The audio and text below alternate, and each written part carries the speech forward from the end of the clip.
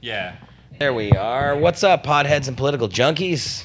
You're watching Cannabis Culture News Live. I'm Jeremiah, here with Mr. Cookie. Hey, everybody. Welcome to the show. And our amazing friend here, Ghostio. who's very cool with his hat. He's His grassroots it looks hat. funny. It looks like it's flashing on the camera, interestingly, Frame as rate, it changes the frame rate. So, what's going on, everybody out there in Pod TV land? We're just doing another episode of the show here. It's Friday afternoon, so it's time. 408. Yeah, and I'm already kind of high. I just took a nice big dab before I left my house, but... Hi on this weed I've been smoking. Oh, what are you smoking? This is some Rockstar I got from Davie Street Cannabis Culture. Oh. It's pretty dank. And we're going to break into some of this hash I also got there. And I seen it at a Broadway location as well. Whew. Oh, big Whoa. chunk of hash. Yeah, I haven't seen hash like this since coffee shops in Hash cam. Amsterdam. Hash cam. Oh, that's the hot seat. Hey, Hi, that's not Miranda. hash. Miranda's in the hot seat. There's the hash. And it's super malleable.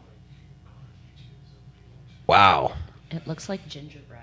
And it's sticky as F. It does look like gingerbread, Gingerbread. You know? except stickier. And look who's over there in the window. Oh, Oh, dabbing. never. Mighty Miles. Yup. He's pacing back and forth in front of the window. Yeah, now he's moonwalking. Yeah. I Yeah. can hear him squeaking out there. That's awesome. All right. Well, all right. Cool hash, Cookie Man. Back to smoking. It's the Moroccan cream. So that hash will actually be illegal Tomorrow. once the new regulations. Yeah. Tomorrow? Just Well, it's tomorrow? illegal now. Now. It is illegal now. It's No, currently but as a illegal. med patient, I'm allowed to have this as my medicine. It will remain illegal even when legalization gets here for the first little part, until they allow eventually, after a year later, for They're extracts. like, let's get some concentrates in there. That was told to me by Mr. Kirk Tousaw, lawyer and superhero of the cannabis movement. All around good guy. All around good guy. Good Does he- dad. He gave me a great interview this morning. Oh, Miranda. Does this work? It works. Check. Yeah, you should Awesome. have a mic. I was just wondering if he wears a cape, maybe some tights. If you, I Yeah, guess. if the kids Underwear ask him over to, he his does. clothes. Yeah. Kids or wife ask him to, he does. Okay. I see. Yeah, I'm sure he's got some in the closet. I don't know if he Definitely. wears them that often, but no, Kirk really is a superhero. And we had a great interview earlier. It was almost an hour long, though. I asked Kirk about everything, asked him all about the new BC regulations. That's really what I wanted to talk to him about. Clarity is a good thing to have. Because we know a little bit about the federal regulations. We know a bit about the Ontario and some of the other ones. We didn't really get too in-depth about the BC ones yet. And, of course, that's where a lot of the dispensaries are. A lot of people out here are already doing this stuff and have been for a long time. So it's super important. And, yeah, an hour-long interview. And I'm going to play some of it on the show today. I'm going to play about half of it for you guys today. And then you'll have to tune in next week to see the second half, to listen to the second half. Because it's a phone interview. And I just want to split it up for you guys, not to hit you with a full hour today. So we'll have the first half of that in a little bit here after we get high, talk about some of the other craziness going on. How are you, Miranda? I'm all right. Pretty high. Yeah? I've been hanging out in the lounge dabbing, so. Nice. Yeah. How's that? What are you dabbing on? There's some Tropicana. There was some lemon frost, I think. That There's some other Tropicana is stuff. crazy. It's fantastic. It's yeah. so orangey and delicious. It's like the Tangie or California Orange. I don't know what the combo is, but Miles told me. Now I forget, but it's quite nice. Miles would know, but. Knock on the window and be like, "Hey, Miles!" Hey, man, what's going on? Yeah. And Melissa's there too. Yeah. Mr. Cookie, here's your joint. It went out. I'm sorry. Oh, man. How dare you? Just from not smoking, though, not from being a bad weed burner. That's probably true. If the fire inspector says so. Whoop, whoop, Whoop, whoop, whoop. You need one of those hats that have the little light on I it. ordered one for Halloween. You did. Didn't come, so they said. Aw. Well, then after like 2 weeks after Halloween, they're like, "Oh, it's ready to ship." I'm like, "Yeah, don't ship that." No, you should get it anyways. Oh no, Just but they wear it didn't have around the and- kids one with the light up. One. Oh, you Or need else, that. Yeah, I would have. You need the one with the light that goes in And circles. a siren. And a siren. And that would be amazing. And then we could have you as the fire inspector on the show. Yeah. And Just wear that in real life. you This know? is the fire. I wore Pink- the Halloween costume of the fire inspector to the Pink Floyd concert, Okay. and I didn't think anything of it. I was high. I thought it was great. And then one of my friends says, "Was anyone else dressed up at the concert?" And I said, "Well, no." Not really. I said, "Just Guys on stage. Yeah. That's so funny. Oh, it was good. Good. Great show. I bet. Everybody must have loved you. And in case there were any problems, then you were there. Was there to put out fires Exactly. or make sure they're smoking the fire. Yep. So there's lots of stuff going on. Obviously, we've been talking a little bit about, well, we haven't actually done a show from the studio for the past couple of weeks. I've been setting up our new lounge here in Vancouver. It's a new vapor lounge that we're opening. It's called High Score. And it's a retro video game themed vapor lounge, and that's why there's a Pac-Man ghost on the table today, right here. There he There's is. Pac-Man ghost, Whoop, whoop, whoop. changing colors. Yeah, this ghost and his buddies will be at the new location, hanging out there with us. Good. And along with a lot of other video game crap. It's gonna be fun, and Boss Lissa is the manager of it, so that's pretty cool. But it's going to be a video game vapor lounge that you can come and have a dab at the dab bar, or you can play some amazing games, whether it's arcade stand-ups or pinball machines or consoles even. We're going to have a Nintendo Classic, a Super Nintendo Classic, a Sega Nice. Genesis flashback, and an Atari 2600 flashback. Oh, Pitfall. Yeah, as well as the games that we already have. I'm finishing that cocksucker this year. I'm still working on some more arcade machines, but we've already got a Galaga, a Pac-Man original, amazing, 81. We have a Mario Brothers 2-player, so not Super Mario Brothers, The but one on each side. the one, yeah, with the pipes, you know, Yep. and the turtles. And I've got a Simpsons pinball machine Oh, nice. from 1989 or 1990, a Data East pinball machine. It's amazing, full size.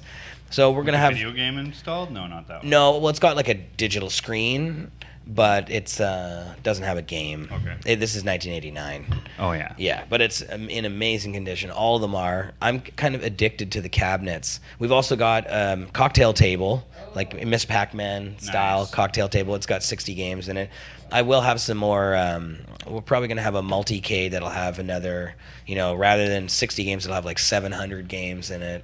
Yeah. And it'll have basically everything you could possibly want. Still working on that one. I got a friend that makes those actually. Really? Yes. Do they make the NBA Jam style 4-player so I can have Turtles on it and X-Men and all of the major He would be more than 4-player? happy to do that. I think he's into customizing.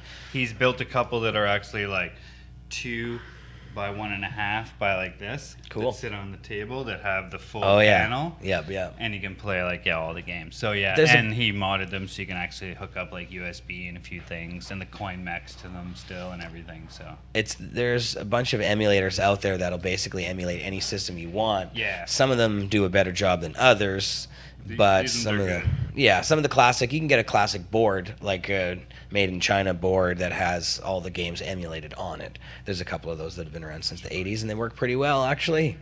Yep. But Get them for your phone. yeah. Yep. So I love all that old retro stuff. We're going to have retro candy. We're going to have a retro t-shirt Tahitian wall. treat, bro. I just brought in 5 cases of Tahitian treat. Oh, Tahiti treat, the drink? Well, it's Tahitian treat now. Tahiti is Tahitian. more of a racist term, I Oh, think. really? They They changed it? did change it. It's Tahitian. Tahitian where it was always treat. Tahiti treat before. Tahiti treat is what I remember, yeah. And it's like Hawaiian punch. Oh, no, it's better. It's better. Is Tahiti... We can do a blind taste test, and for sure everyone will pick that Tahitian treat over it every day. Well, is the place called Tahiti, though? Or what? How? I guess. Yeah, I don't know why they changed, but I just. It's yeah, it used I to don't be know that. why it's racist. Well, Isn't no, that the name of the maybe not country? racist. Maybe Tahiti got mad. They were like, "It's not a treat to be here," or whatever. I don't know. It's not a treat to be in our country. But it was. They did have to change it for some reason.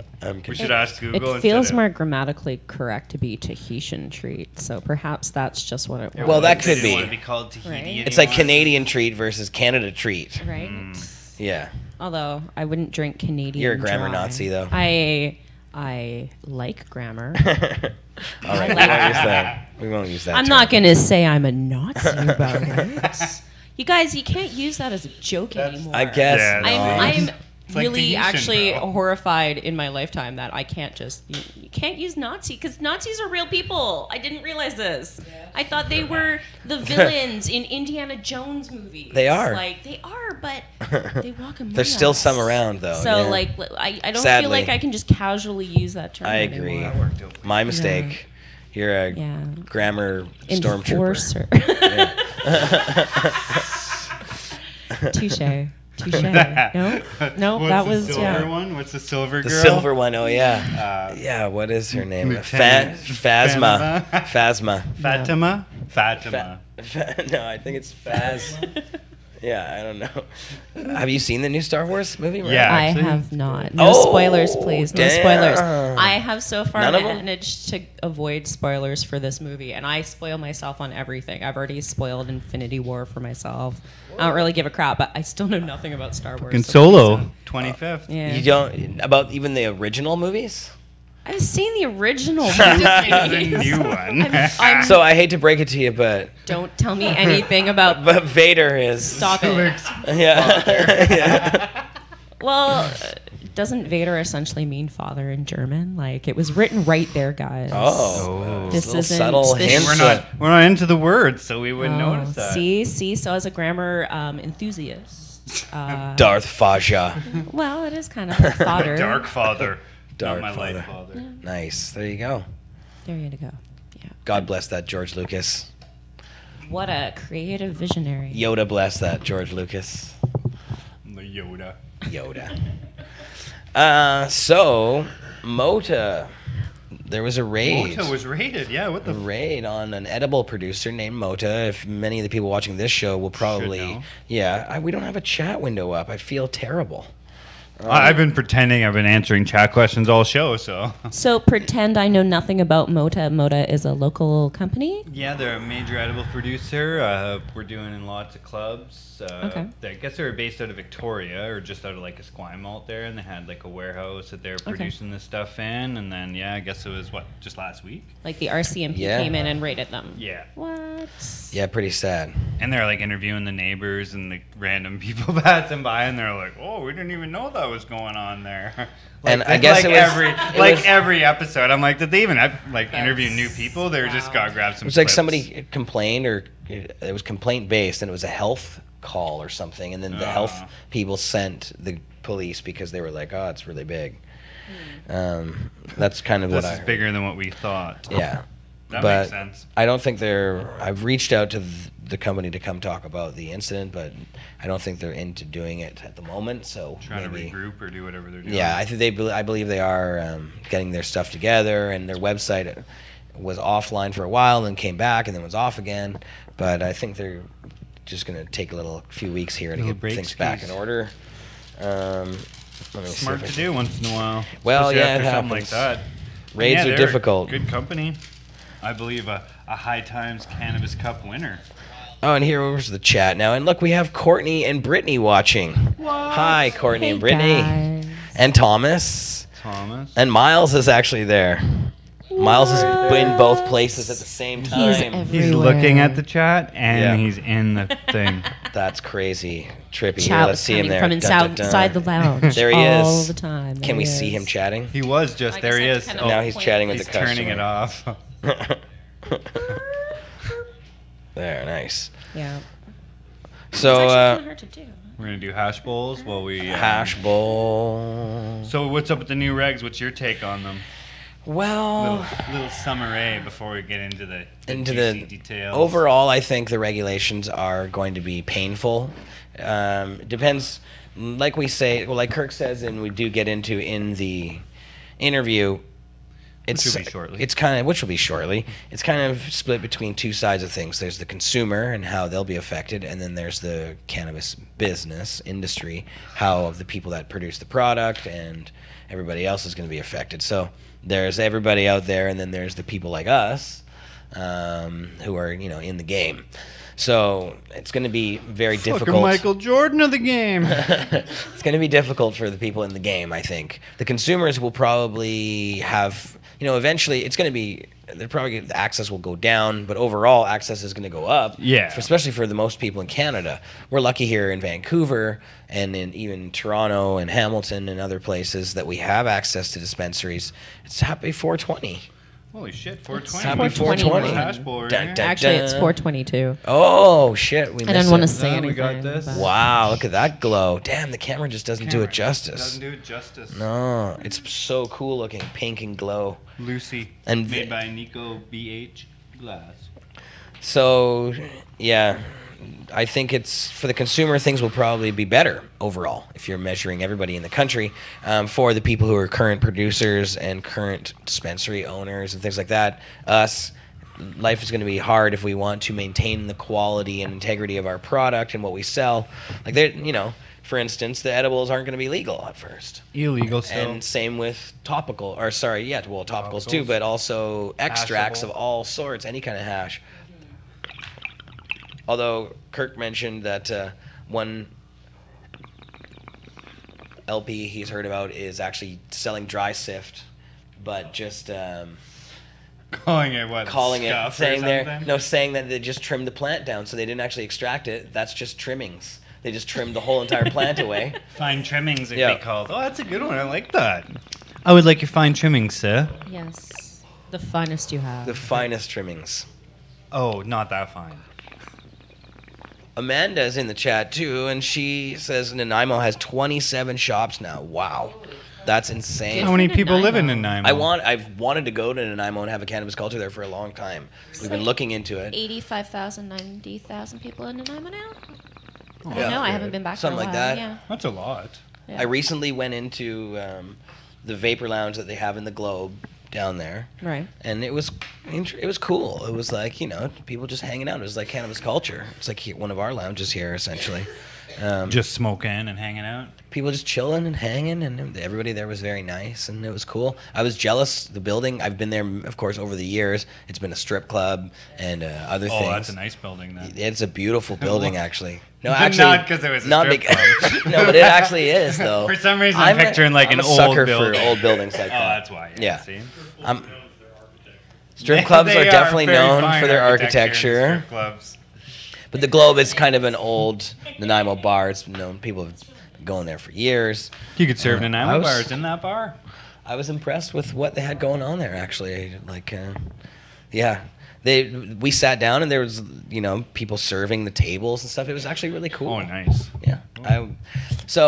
Nanaimo, I think it's interesting to see what's going to happen next. It's going to be interesting to see because it's going to be a slow process, and they are allowing for a transition into the new model. How much will they enforce and go and shut people down? We don't know. Hopefully not. Hopefully they won't be doing that, and they'll let us slowly transition. But I don't want to stop selling shatter. Like, that's something that's important to our customers. Have to have another store for that, like Shatter's store. And until there's regulations that allow for doing it, I think we should just continue to do it. Call it the bakery. And same with vapor lounges themselves. As Kirk says in the interview we'll play in a little bit here, they will not be legal.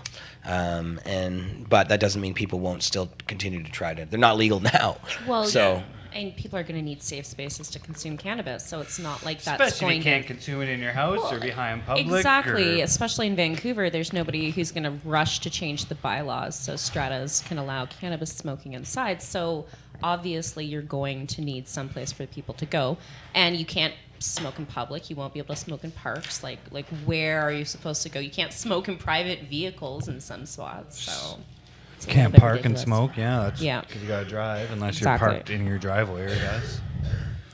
yeah. Even then, you're high in public, so unless you're all tinted out, then probably that's wrong. Now we do have another guest here in studio. Now, I wanted to have him on. I wonder if he wanted to come over and be in the hot seat, my man. Now, this is Sheldon. Yeah, come and take over here. he's on a bit of a mission. Mission from God. He's on a mission from God. And, well, he is trying to help. And here, come over here, because that's where the cam is. So maybe Miranda can slide over. Yeah, I'll get out of the way. Oh, you can. There's 2 seats. Yeah, you just shove another seat over, 2 mics. Oh. She's not moving. She's just letting him slide. I got a right side, over. my stuff's here. Here. And so, here we go. There's another mic there. So how you doing, my man?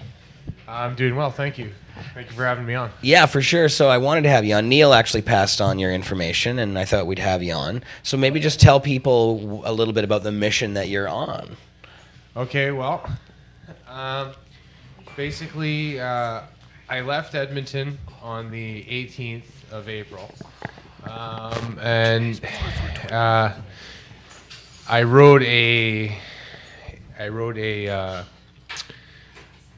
I guess recumbent bike from Edmonton over the Rockies, and I was basically doing a per kilometer donation thing towards Jerry Martin's. You know how Jerry Martin got, Yep.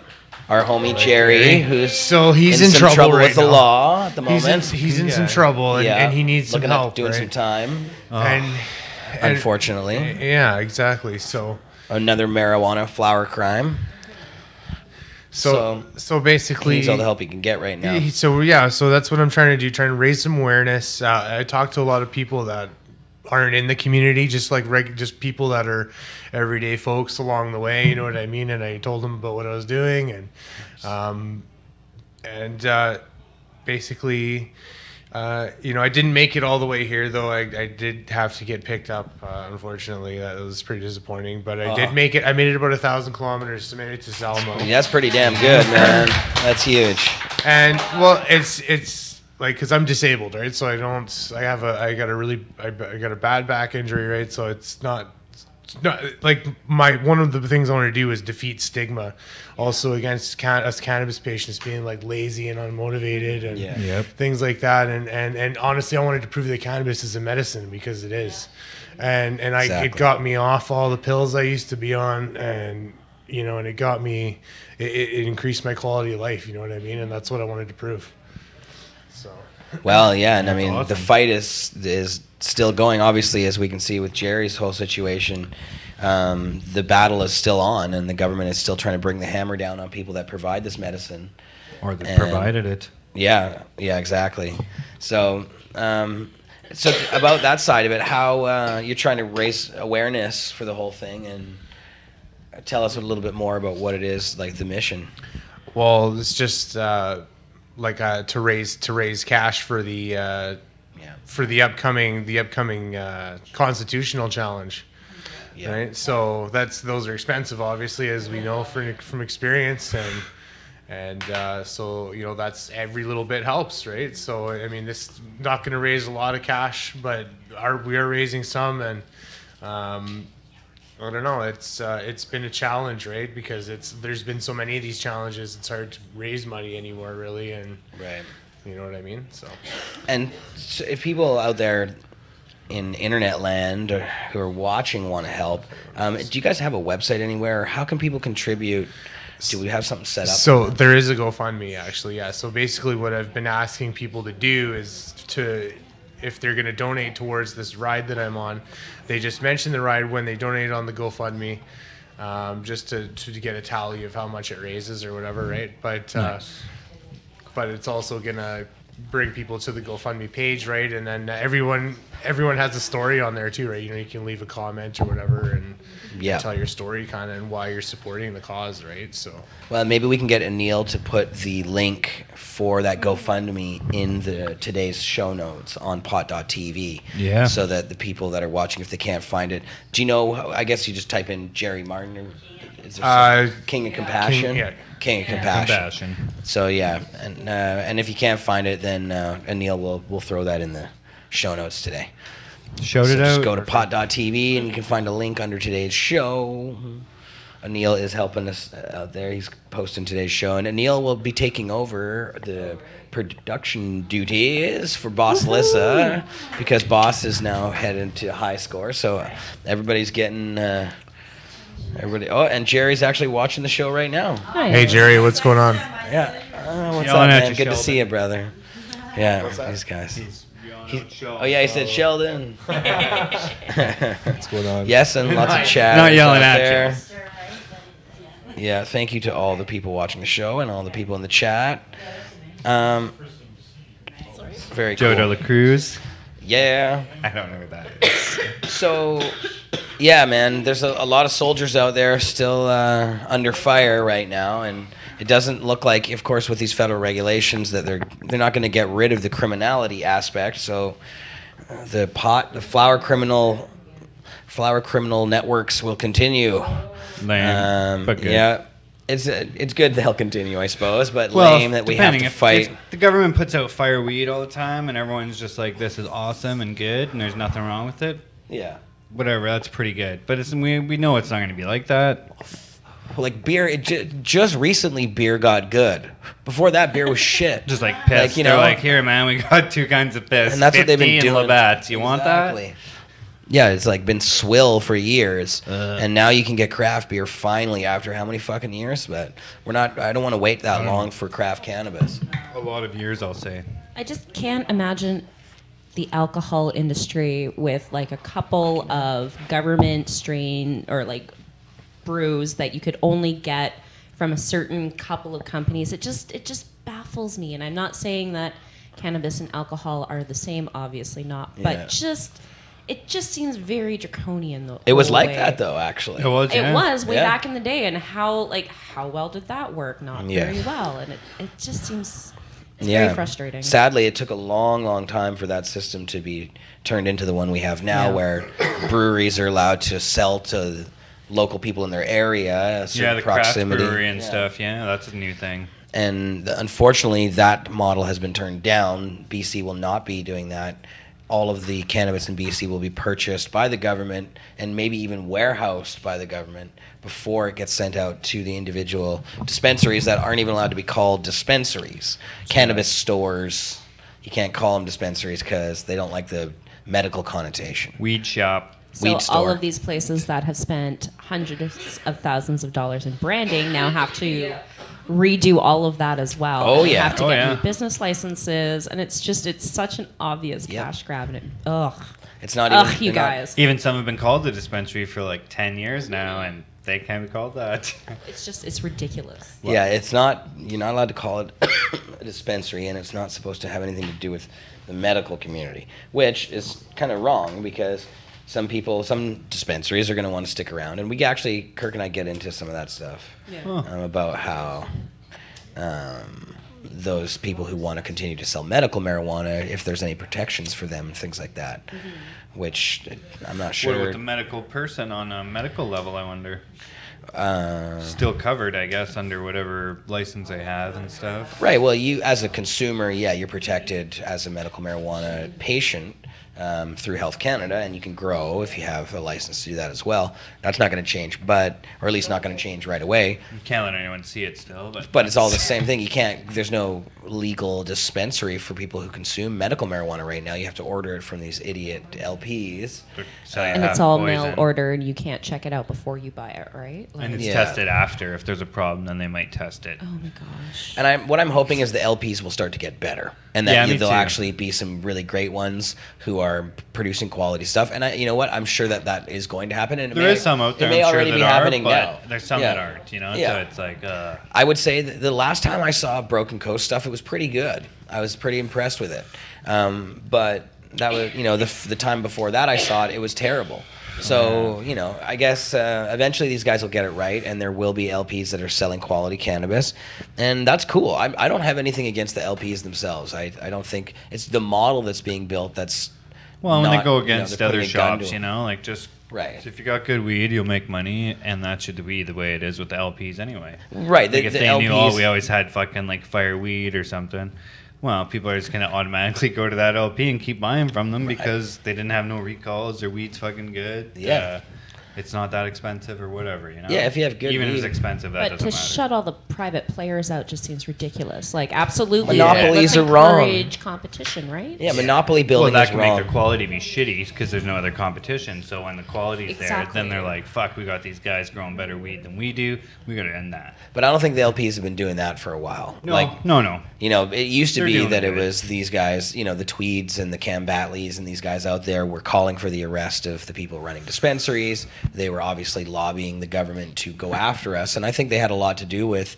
I mean, I don't have any evidence that shows this, except for a roster of the mayor's office in Toronto that shows that some of these companies went there over and over and over again. So they were talking to him about something, and then all of a sudden the cops went after everybody in Toronto. So I don't know how much of that comes from the police, from Saunders and his crew, or if it comes from the mayor's office. I'm sure they Saunders would. doesn't like the dispensaries either, you know? It's true that none of them do. He's afraid of those edibles and the shatter, Right. all of it. But who knows? I mean, maybe they were lobbying on our behalf. I don't have any evidence, but it seems a little Let's hope suspect. that's what they were saying. Yeah. And I think it was Tilray, maybe Jay in the chat says Tilray is okay. I didn't know. Like Philippe Lucas worked at Tilray, or still works there. Yeah, he's like and the he's guy. a good guy. You know, I've always really Known him for respected years. him. Yeah, he He's was on a the City Council of Victoria. Vix, yeah, Vancouver Island Compassion Club. He was part Started of that. that, yeah. Went to court for the Barron decision back in the day when those guys all got busted. Yeah, I remember that. I was at that trial. Yeah, so it's not, you know, there's a lot of good people at some of these LPs as well. So hopefully in the long run, good things will happen, and the corporations, some of these soulless corporations will see it that it's in their best effort to help people instead of hurt them. But, you know. Even like Tweed and stuff. Yeah, they got like Tweed. lots of old school peeps on there, you know? Yeah, they do. You got Blaine and is Hillary a part of that? Hillary, right? yeah, she's part You of know? Canopy. Yeah, that's them, right? So probably in some sort of non-direct way or fully direct Well, now they way. got strain hunters on the team. Yeah, DNA's on part of the team. DNA. So, but that doesn't necessarily, just because they have the money to make these And deals. like, I'm not all like, oh, Don and Aaron, you guys suck for being a part of these guys. They're making a living. They're getting their seeds legitimatized out of the Netherlands, which was literally the only legal spot you could sell these things Yeah. and breed them, you know? So if they weren't bred in the Netherlands, technically they're illegal, but, you know. Yeah, I don't think they're we all should. bred there, so that's what goes on. Again, I'm not sure we should hate so much the people that are playing with the government's rules. No, they're just trying to get by and, like, you know, Right. do their own thing. Like, that's... Right. But if they are, you know, being. If someone's directly lobbying or telling them, like, yeah, you should shut down all these Yeah. shops and shit, well, yeah, then we don't That's like some that. nasty shit. Yeah. Yeah.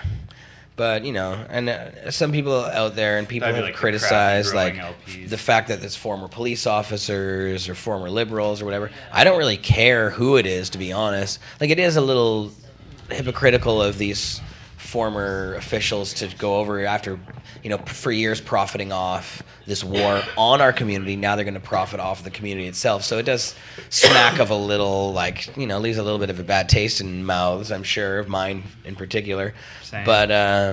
But again, if, you know, former police people want to come over and be on our side, that's better for us. I can't really be mad at that. And same with the former liberals or whoever else. If they want to join the good fight instead of the bad fight, then good. Yeah.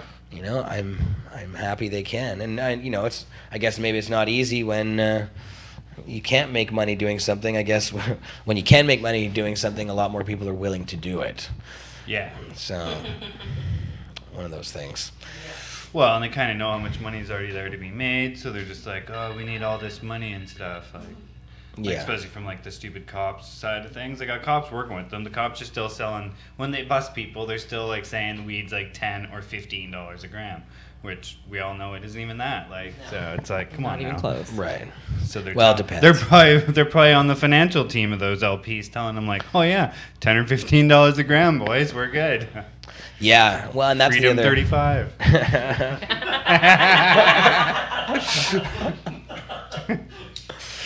It's funny because there's a lot of uneducated guesses happening out there. Oh, in- for sure. in the And you can world of see it cannabis. because the numbers sometimes that come out with, you're just like, well, that doesn't make any sense. Like, and then when you look at it maybe from like cop's perspective, you're like, oh, I understand where he's coming from.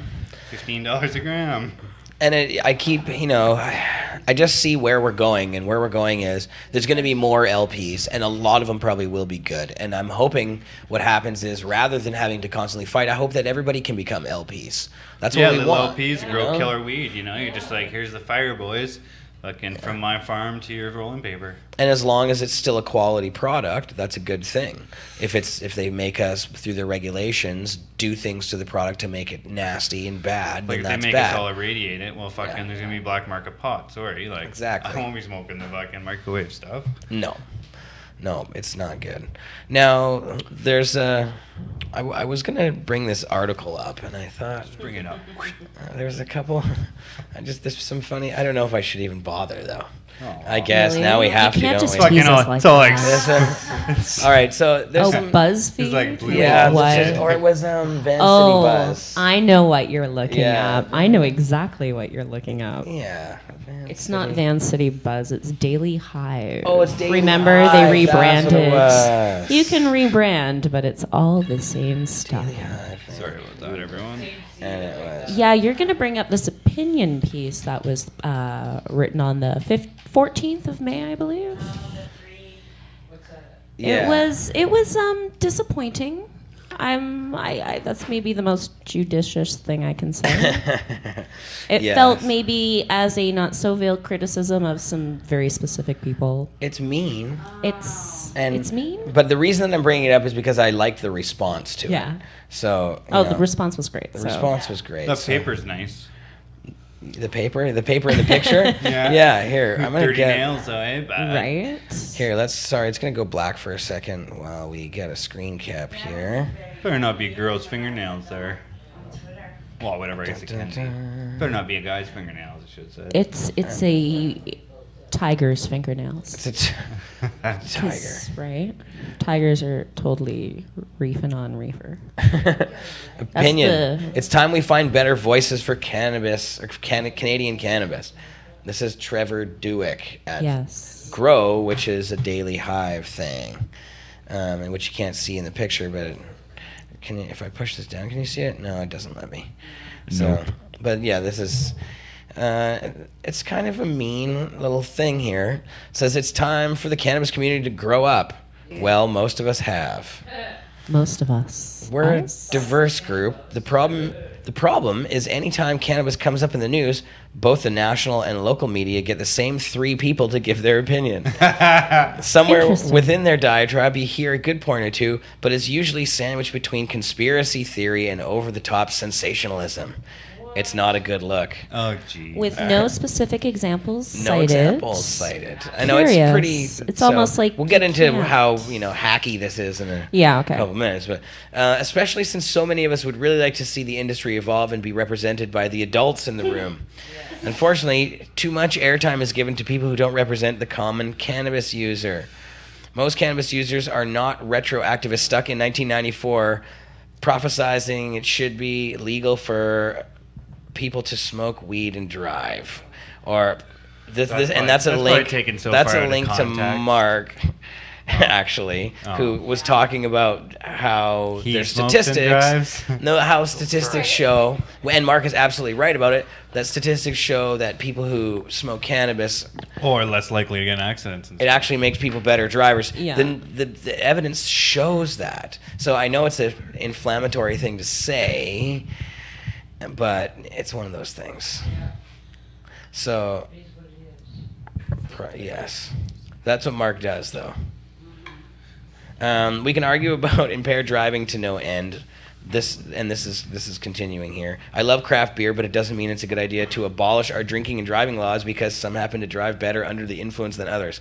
That's a ridiculous statement. Yeah. But weed, according to this guy, to Trevor, weed should be treated like alcohol, a controlled substance, because we all know the type of stoner who shouldn't be operating a vehicle or anything that could cause death or harm. Regulations like that are meant to protect us from people who lack common sense. Don't even get me started on this idea that the proposed age limit of 19 should be lowered on marijuana either. Are you crazy? Have you seen a 16-year-old high? Enough said. Really? Enough? So, That's just enough said, guys. I don't know how much more I want to read, My but it goes argument on just and on like ends. this. and it's pretty sad. And he goes after our 420, and he goes after some other things, and it's just he's just being mean. But Cinema. hilariously though, Piper Courtney, who's been on the show before, from Straight Cannabis and the Georgia Straight, Yep. which Miranda used to be. My editor at. alma mater, is that, can I guess that's is that how right. you refer That's to your right. past job? You're the word You're specialist. supposed to be the grammar Nazi. Yeah, you're right. I'm sorry, guys. I failed. My former place of employment. Yes. But so the response from It was, Piper. oh my God, it was absolutely brilliant. She's like a gem. Yeah, she basically tears this apart and focuses very specifically on Trevor's argument that he's making, but not really making. I should just let you read it article- because it will say it better than I can. So Yes, Nice. where is her article here? Is it in there? We should have her on the show once a week. it was a couple days ago. We should. It was. It would the be under response opinion? is, it's time we stop treating Canadian cannabis activists like crackpots, is the headline. So here, let's see here. Yeah, Dun, dun, it's pretty dun. fantastic. Yeah. So you can't even see the top there, but this is Straight Cannabis, the Georgia Straight's new cannabis section and website. It's pretty cool. Yep. So, well, mainstream media, you've been told off. Oh, nice. This morning, Trevor Dueck, the Daily Hive film critic, posted an op-ed entitled "It's Time We Find a Better Voice for Canadian Cannabis," which details the feeble reasoning as to why mainstream media shouldn't be giving airtime to our community's more brazen activists. I encourage you to read it first. Hopefully that will clear up the "how full of shit am I" question you've been asking yourself. Her response is quite funny. I don't even just want to give it all away, but here, let me read something.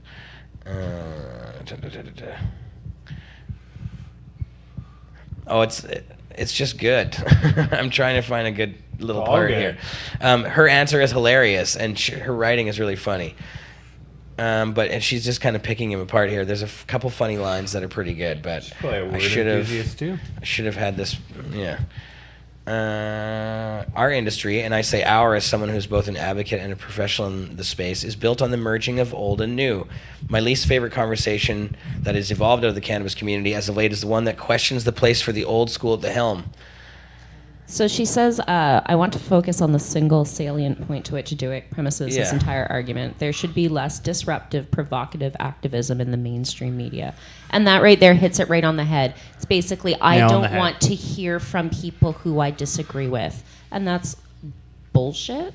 But he doesn't even really say in his article what he disagrees with. No, So he just throws out I all thought of maybe this. we should reach out to him and try to have him on the show. I was going to reach That'd be out good. over Yeah. Twitter and say anytime he wants to talk to the organizers That's of right. 420, That's what we'd Jerry be more Springer than would do. welcome to talk to him. Right. Yeah. Yeah, I think we should try to have him on the show and see. Maybe he won't come on the show, but Maybe maybe, he'll he Skype will. in or something. That would be okay. Yeah, Probably let's afraid talk of to weed him. smoke. He seems like kind of a guy with something stuck up his, you know. Yeah. Having him in the studio, he'd probably be like, She says their picket lines and smokeouts may have morphed into something more akin to a Globe and Mail byline or breakfast television couch, but their cause has not, and neither has the necessity for their voice. I would argue that now more than ever, our community needs these voices. So Absolutely. she wrote a really great article, yeah. and you should read the whole There's- thing. Piper. Yeah. There's some good stuff I there. feel with the idea that legalization is happening, there's a little bit of apathy that comes with that as well, saying it's inevitable, it's going to happen.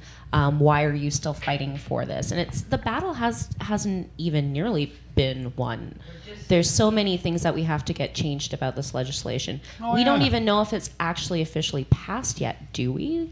Like, it's still No. dithering around in the No. government. They could make huge changes to this. Right. They could decide not Nothing's- to pass it at all. They Exactly. just do This whatever is- they want. Yeah. Exactly. It's not set in stone. So to say, oh, all of these old school activists should just shut their fucking mouths, it just feels really unbelievable. And to even me.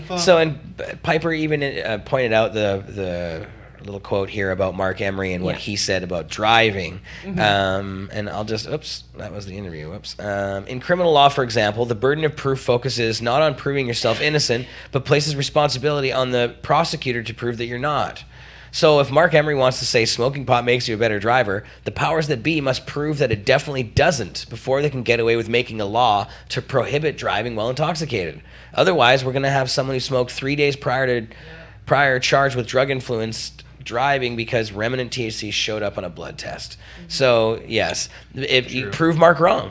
If that's not true, show us the data that says that people who smoke cannabis are actually a harm on the roads. Right. And then you can make a law against it, but they can't do that, though. Much like Trevor, who has that friend who smoked too much weed and can't drive. I know certain people who smoke weed, and I feel more comfortable with them as drivers because they have ADHD, and smoking a joint allows them to focus. But that's anecdotal evidence. You can't base policy on some dude I knew when I was a teenager. It doesn't work that way. Right. Not for us, Gotta not have for me, real not evidence. for Trevor. You need studies done. So. And like the first time you got high, you get pretty high, and I you're didn't probably get- not thinking of driving anyway, so it doesn't matter. Right.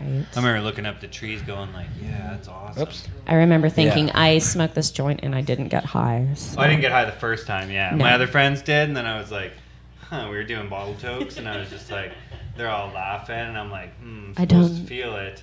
But the next time, yeah, I got super fucking high. A And the second time trees for were sure. like nice then. Yeah. Then it felt like something was happening, but that first time, guys, no. I think the first time we actually smoked tea.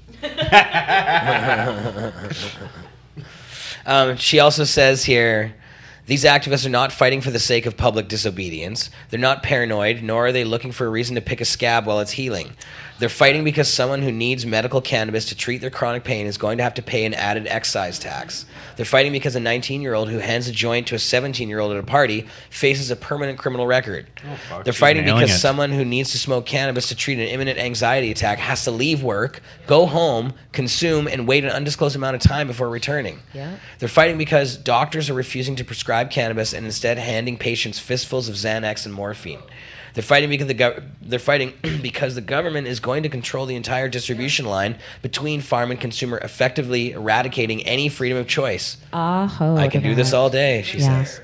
I can do this No. all day. Do it. Yeah. Piper absolutely nails it. Yeah. It's a fantastic piece, and I really encourage everybody to go read it. That's why I wanted to bring it up. Straightcannabis.ca. It wasn't just because I wanted to, say that this Trevor guy's a jerk. No, let's acknowledge this really great piece of writing that says She speaks said to a it lot for of us, the so that's issues even in better. our Yeah. You guys have got it. Go read it. She nailed that like the hammer. like NC Hammer. Hammer time. It was Beautiful. hammer time. Yeah. I wrote that in the morning when she was smoking a doob, having a coffee. Yeah, so go and read these articles and tell the authors, send some tweets at them. Yeah. You can tweet Piper Courtney there, and you can tweet at Trevor. Yes, please think. Tweet at Let's Trevor see. and tell him. treat it, Trevor. Tell him that Tell tell Piper she rocks. Tell Trevor But he be does polite. not rock. Be very polite. Yeah, you No, don't be need to polite, get don't- nasty Just about tell things. him he Exactly. does not rock. There you and go. that's all you have There's to say. Trev. Send Trev a message there. Yeah, we're definitely going to invite him on the show. Hey? Yeah, we should. We should invite him. Yeah. We should invite both of them on the show. Let's have a debate. Yeah. Yes, That'd be let's have a fun. debate. Just like the old days. Yeah. And not tell each other that each other's coming. Yeah, it'll just be a Have total like a thing in the middle. surprise. Be like, and. Yeah. That would be Jay, very Jerry Springer. You'll be debating. Well, we could tell Piper. She wouldn't care. No, well, we won't. We would obviously disclose that our Yeah. intentions. One But side. we would provide metal folding chairs in case anybody wanted to get really Right, if you want to happy do about some stuff, wrestling right? moves, then Miles yeah. will help. He's a big wrestling fan. Exactly. So, Yeah. Yep. yeah. He has the metal chairs He can out be there, our I coach's think. corner for that. So. Coach's corner. Sorry, guys. I've been watching hockey That's because not it's wrestling. hockey time. So. Yeah. Playoffs. Well, yeah. So we kind of went into a big. I got off topic there. I don't know how that all came up. I guess it just came to mind. So, anyways, go check these articles out. Georgia Strait is doing some very cool stuff. I don't know about the Daily Hive. I haven't been tuning in and. Trevor's writing for him. I don't know. boys. Exactly. I'm not so Hey sure now. about. Hey now, he is a film critic. If they steal He's a film Piper's critic, articles, that's right. probably doing all right. I haven't seen what he thought of the new Avengers movie. Or anything, but- Yes, that is key. Yeah. No, I haven't even seen it. I haven't seen Oh. I don't. The last Marvel movie I saw was. Spider-Man. I liked Iron Man 2. Iron Man 2. No, I kind of liked Iron Ant-Man. Actually. I really like Ant-Man. I did see Black Panther. It was totally Seen it awesome. on the plane. It That was very pretty good. cool. Yeah, I was impressed. Yeah, that was pretty good. Still no Ant-Man though. Well, no. So this could easily become a film critique show. So We could, yeah. What else do we have? So, but- we news-wise, just wanted to- so We it's got not about Solo movies. coming up May 25th. Yeah. Maybe we could, Sheldon. Do you know and Jerry's in the chat there. I'm just wondering if maybe we could drop the name of the GoFundMe. Yeah, and I could show it off. You don't have to. GoFundMe / the Yeah, maybe. Neil, did you find the GoFundMe? What's the GoFundMe? Can I put it on the screen here? What is it? It should just be King of Compassion, like something simple like He's probably that. writing it in the chat right now. Okay.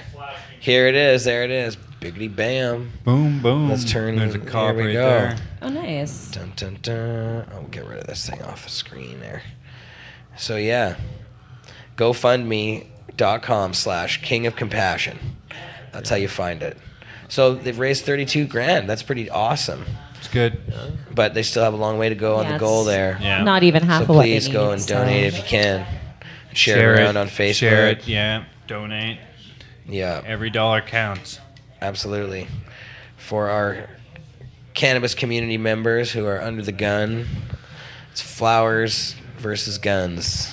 They're trying to hit him a lot harder than they're hitting a lot of people. You know what I mean? Like Yeah. they're really driving him into the ground. So Well, and they already confiscated all his stuff, and they did a lot to him already. well, and they're trying to give him time. And you know what I mean? When they confiscate his stuff, now he still has to pay for all that stuff and they just Yep. keep it. You know what I mean? So he's facing being in debt for the rest of his life when or if he ever gets out of jail, right? You know. Yep.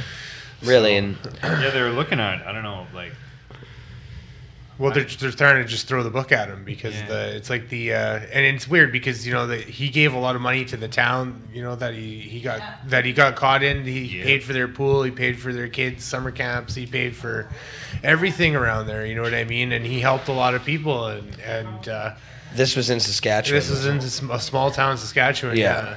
Was it Whitewood? I think. Whitewood, Saskatchewan. Yeah. Yeah. Martin Medical Services. Yeah, so running a dispensary can get you in a lot of trouble. If Well, I mean, they didn't mind it when they were getting all the money, right? Like, so Right. what changed?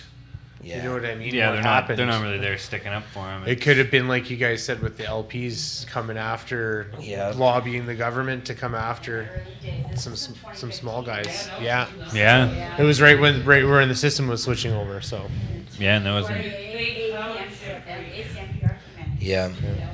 Well, there's going to be continual battles on this front, and it's not over yet. So please do help Jerry there. Go and check out the GoFundMe page. Oh, to the Jack to Lloyd and the Charter Challenge for dispensaries. So King of Compassion on GoFundMe. Check it out. Check it out. Yeah. And Sheldon, that's cool, man, that you're on the mission and that you wrote so far and everything. That's very cool. I mean, thank you, appreciate it.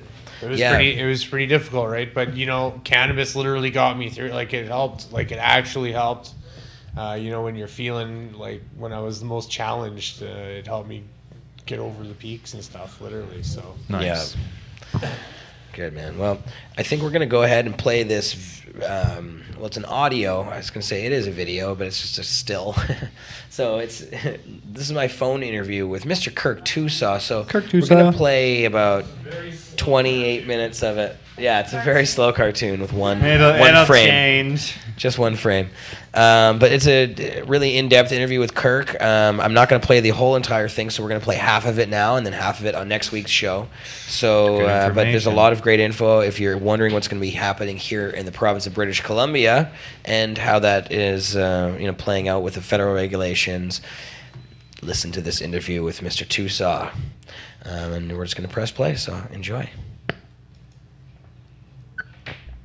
Jeremiah here with Kirk Tousaw, lawyer and longtime cannabis crusader, fighting on our plant's behalf for many years. Kirk, good to have you. Hey, great to be on again. Thank you. So, Kirk, we haven't had a chance to really go over the proposed BC pot regulations that were announced a few weeks ago. And there's some stuff in there that looks decent, and there's some stuff in there that looks a little scary. So I wanted to sort of get your opinion on what you thought of the new regs and where you thought they might be going.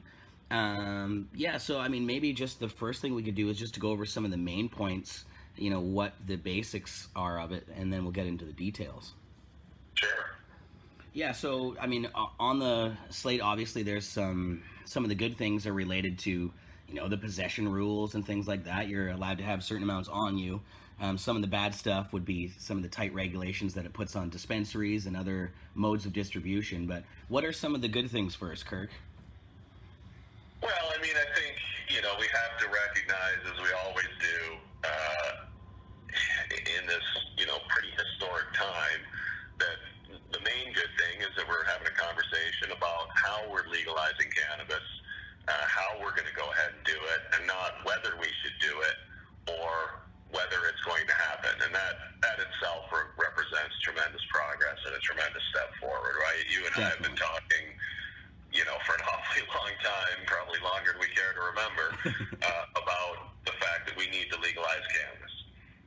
And we're doing that. Now, we're doing it in ways that I think not everyone's going to agree with, and I think you said it very well in the intro, when you're talking about, you know, this sort of balance between good things and scary things. And I think you're always going to have that. And there's just sort of a constant struggle that we have to be on to minimize the scary stuff and the silly stuff and the stupid stuff, and to maximize the parts of any regulation that, you know, help consumers, encourage small business, and, you know, help our sort of industry transition out of the shadows and into the light. So, you know, for me, the sort of main highlights, and I sort of always divide this into two categories, right? It's how does it affect the consumer, and how does it affect people in the cannabis business, the cannabis industry? And those are pretty different categories and groups of people. I think the good stuff for consumers in this bill is, you know, they're going to have a wide variety of stores to go to. It is not going to be just a government monopoly, as we're seeing in in Quebec and Ontario and other provinces. You're going to be able to grow cannabis for yourself. They're not going to try to continue to keep that unlawful like they're doing in Quebec, for example. You are going to, as a consumer, be able to possess cannabis in the amounts allowed by the federal government. And, you know, if you're age 19 and over, which again, you know, you've got other provinces making noise about trying to even restrict the federal rules further. So I think, you know, those are all good things on the consumer side. On the industry side, on the business side, probably the smartest decision was to come out and say very directly that the province is not going to prevent people that participated in the unlawful industry, dispensaries, producers, you name it, from automatically being banned from participating. So they're not going to automatically ban people. And again, that's in contrast to other jurisdictions. Alberta, for example, a jurisdiction that I think has the most free market-oriented plan for cannabis retail in Canada, is unfortunately also taking the position that if you ever ran an unlawful dispensary or participated in the unlawful industry, you were just not going to get to participate. And that's a mistake, I think, and unfair, quite frankly, because the prohibition laws were wrong and they criminalized people that shouldn't have been criminalized, and they prevented patients from having access to medicine. So, you know, I think BC is doing the right thing there. It is also, I think, done the right thing in allowing private retail generally. It's done, I think, the right thing in treating, in some respects, cannabis the same way that it treats alcohol in terms of its regulations. But like everywhere, there are going to be some restrictions applicable to cannabis, both on the consumer end and on the industry end, that I think are unnecessary and that are problems. Mm-hmm. So now, I guess what BC is going to do on that end is it's going to be similar to the way they look at alcohol and distribute alcohol in the province, in that there'll be one central body that does the purchasing from individual, the licensed producers or licensed cultivators or whoever they may be. And then that would, of course, be sold directly to the dispensaries. Is that kind of how it breaks down? Yeah, they won't be able to call them dispensaries because the province has said, well, that has a medical meaning, and we're not going to get to use that term. I think it's kind of just silliness. But the retail stores, both public and private, will obtain the cannabis products from the liquor distribution branch or the cannabis distribution branch of the BC government, which will act as the wholesaler. And it sounds like, at least initially, the government's planning to actually physically warehouse the products, which for non-flower product is probably fine, although it imposes an expense and that's unnecessary and that's going to get passed on to the consumer. But for flower, I just think it's a huge mistake. Every mile that flower travels is degrading to the quality of the product. Shifts in temperature, moves, packing and unpacking, all of that degrades the quality of the product. And it's just unnecessary in this day and age. You can do all of that electronically. The province can track it from seed to sale and is going to do so, and can get its revenue in exactly the same way it does from the small microbrew industry via participating in the purchase piece of it, not necessarily having to actually physically have physical possession of the products themselves. So, bit of a mixed bag there. Like I say, there's room for improvement, that's for sure. And if you look at alcohol, 100 years post-prohibition of alcohol, there continues to be room for improvement in that industry. And in fact, over the last 10 years, you've seen significant improvement and loosening of the regulatory regime around alcohol in British Columbia, which has led to, really a surge in the craft beer, craft wine, craft distillery businesses all around this province, and it's been great. And so I'm hopeful that we can learn those lessons and we can get to work trying to persuade the government to, by regulation, loosen up some of the restrictions that appear to be in place in this initial legislation. And the good thing that BC did is in Section 130 of the Act, basically the Lieutenant Governor and Council, which means the government, can by regulation exempt anyone, any class, any category, any location, anything from the legislation. And so none of this stuff in these laws are inflexible. It's all very flexible by regulation. So the government can at any time choose to loosen up some of these constraints. So, with these, this is for allowing for actual stores that sell cannabis. Of course, in the province of BC, we have a few vapor lounges that exist at Cannabis Culture in particular. Are there anything, is it mentioned in the regulations about consumption spaces or how that might work or not work? Well, I think it's not going to work right now. The question will be enforcement. It will also be, whether you can find a way, and this will probably be, more municipal than provincial in nature, if you're not actually selling cannabis. You don't really fall into this legislation in terms of its rules on retail. You do fall into it as a consumer because it governs possession in a public place. It also governs consumption in public. Division 3 of Part 5, which is sections 60 to 68, talk about public consumption, indoor and outdoor smoking and vaping, and places you're not allowed to do that. And it does, and this is a big flaw, I think, it imposes vicarious liability, which means liability on somebody who hasn't actually engaged in the prohibited conduct, on people, on education authorities, superintendents, principals, and owners, managers, and lessees of locations that people smoke or vape cannabis in contravention of the rules. And so, I think that's going to be a real disincentive. But it really sounds like, at least on day one, that there's really not going to be a legal way to operate a consumption lounge, though I think that in some jurisdictions they will continue to be tolerated, and I'm hopeful that we'll begin to see some of that fade away. There's no specific allowances, but there are things that, say in the new regs, about, or that basically would ban too much intoxication of cannabis in public. So they're saying if you're high in public, that's going to be a problem.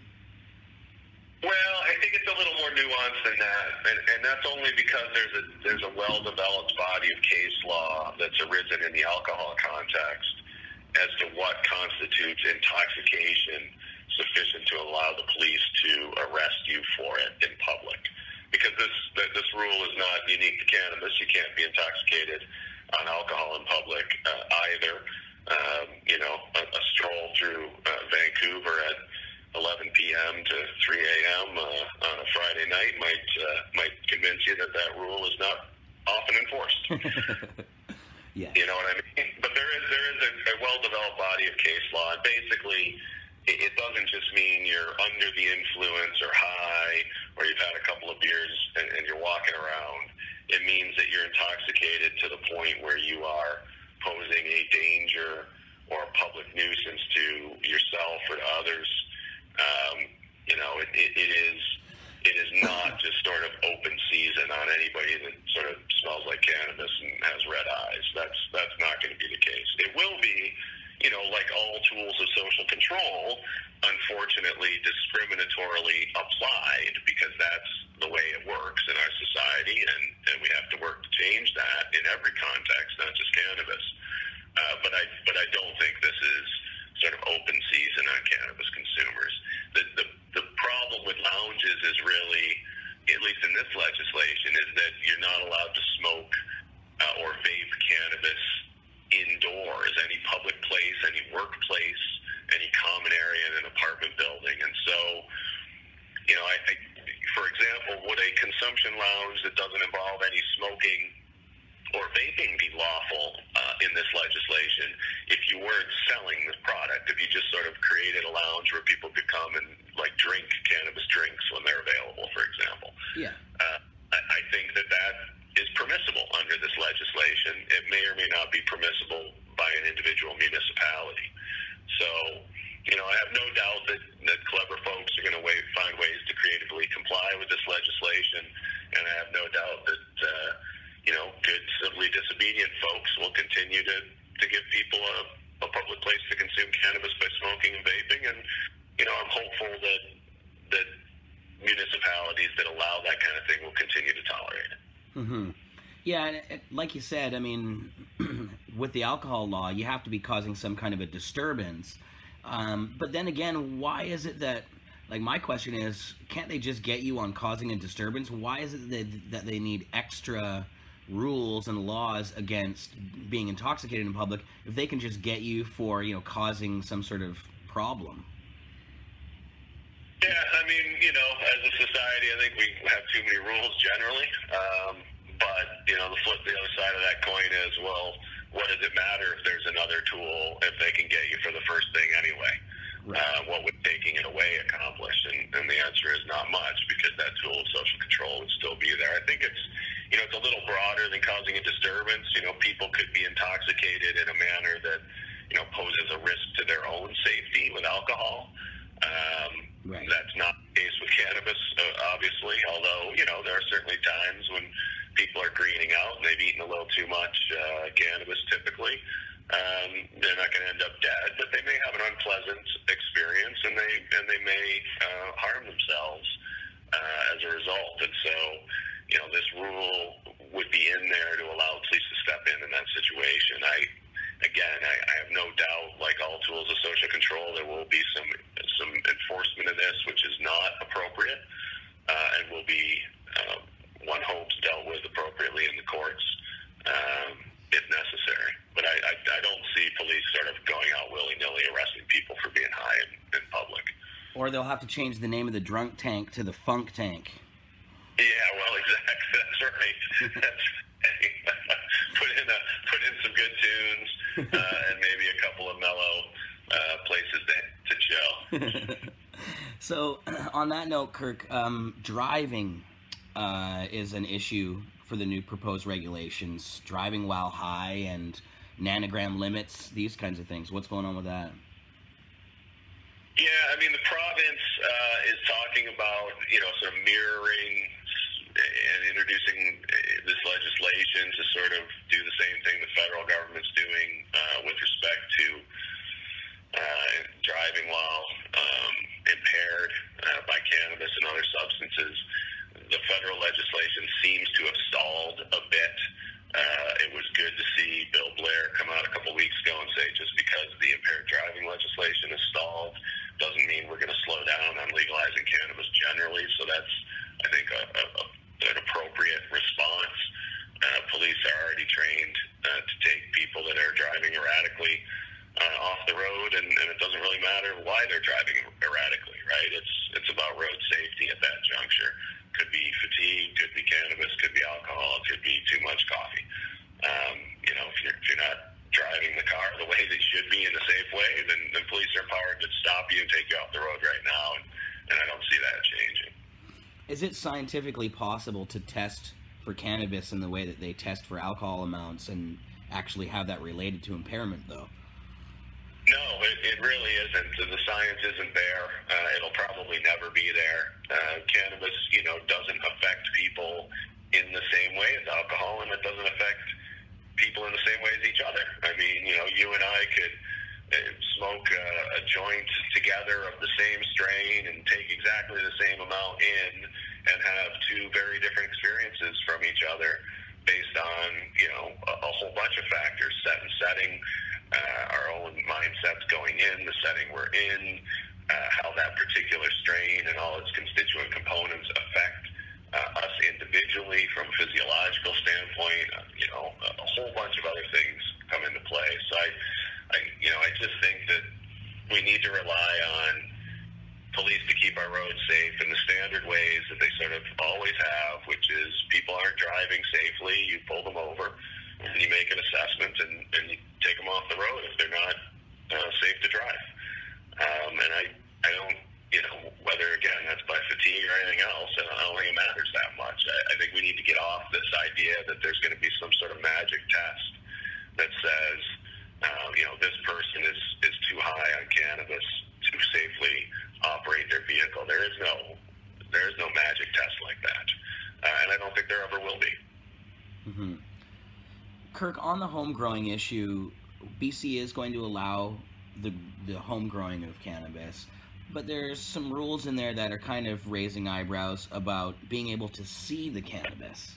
You're not actually allowed to, if you're growing it in your backyard, for instance, your neighbors aren't going to, there'll be problems if your neighbors can actually visibly see it. Can you tell us about that?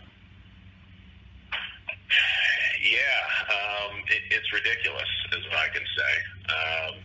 But you're absolutely correct. This is one of those negatives we talked about, applicable mainly to consumers, although there will be a ripple effect. You're not allowed to, in 56 sub G of the Act, if you're interested in reading it, you're not allowed to grow your legal plants where they can be seen from a public space, which, is just sort of nonsense as far as I'm concerned. Like, why can't people see these plants? In fact, the more people that see these plants, the better, so we can keep destigmatizing and normalizing this stuff. But, think about who this prevents from legally growing. It prevents people from having a plant on their balcony. It prevents people from having plants outdoors in a suburban area if your neighbor can happen to see into your yard.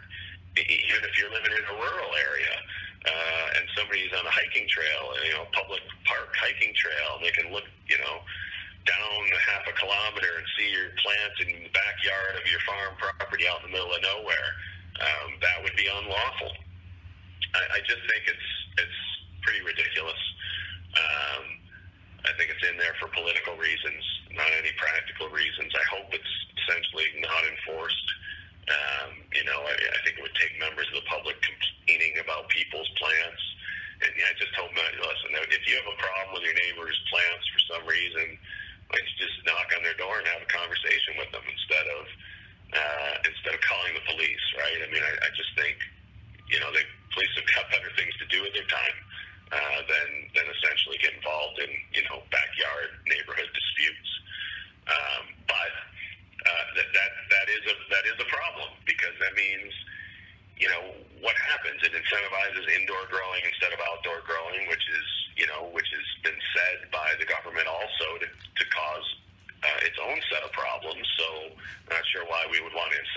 that if you believe that it causes problems. It doesn't if done properly, but if you believe that, saying that out of one side of your mouth, then why would you essentially pass another rule that incentivizes indoor growing and bans outdoor growing almost entirely for a huge subset of people? Also is discriminatory against renters. It's discriminatory against people with less means than others. I just think we don't need that kind of restriction on consumer activity. We should want people to grow cannabis for themselves. It's great activity. What about for dried cannabis, Kirk? Those being able to see the cannabis rules. How does that work when you have a big bag of weed in your pocket, for instance? Well, I mean, I don't think there's anything wrong with that. I mean, that the rule is growing in public, right? You're entitled to possess up to 30 grams of cannabis in public. I don't recall there being anything in the legislation that would prevent you from, having that visible. Nor should there be. So once it's dried, it's okay. That allows seizure of cannabis believed to be "quote unquote" illicit cannabis in plain view. I think that's mostly a tool to sort of go after retailers that are operating outside the system, not necessarily consumers. Right, okay, so it's not one of those situations where the police officer, it's legal to carry it, but like New York, where the cop will ask you to empty your pockets, and when you pull it out, then you're in trouble.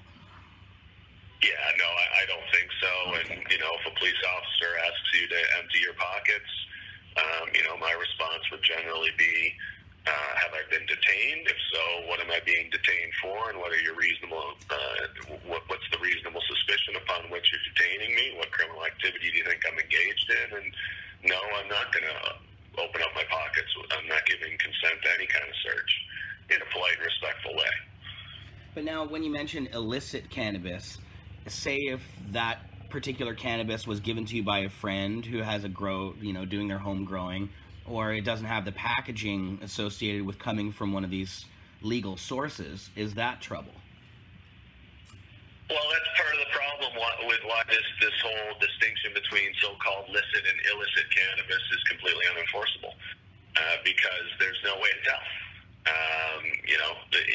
You are going to be able to grow your own. You're going to be able to give it away to your friends. You're going to be able to breed. You're going to be able to do all sorts of things legally that make it, in my view, impossible for anyone to have a distinction between licit and illicit cannabis just based on you being in possession of the substance itself. I mean, again, I think this is more about going after unlawful retail than it is, again, going after consumers, because it is presumably not that difficult to show. For instance, if you're running a store selling, cannabis that hasn't been produced legally, it's pretty easy to show that that's illicit cannabis, right? You don't have any kind of argument to say, like, I grew this at home and it's legal, because you're selling it unlawfully. So, again, I think this distinction is only really applicable in the commercial context. I cannot see how it could be enforced in the sort of consumer context.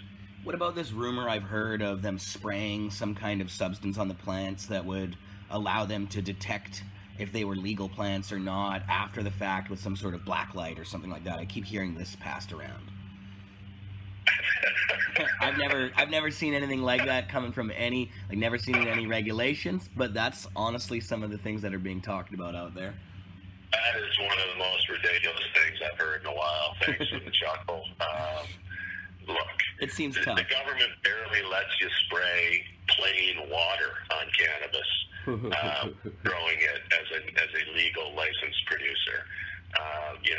They are not, I think, going to allow you to spray some weird stuff on there that, changes color under a black light. That clearly will have no ability to have ever been sort of tested for smoked consumption in humans. I just don't see how anyone could think that the hyper-regulated environment that people are legally growing commercial cannabis in right now is going to allow some spraying and some weird color-changing stuff on the flower.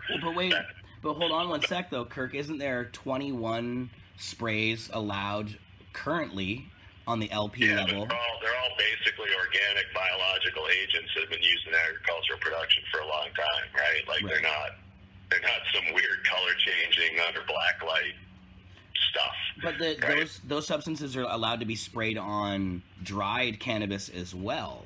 That's what their rules say. So I'm just not sure what they're spraying on dried cannabis exactly. I don't think actually that you are permitted to spray dried cannabis with that list of 21. Those are fungicides and pesticides that are permitted in the production process. Oh, okay. I do not believe that, subject to correction, but I do not believe that you're entitled to spray it on your harvested and dried cannabis.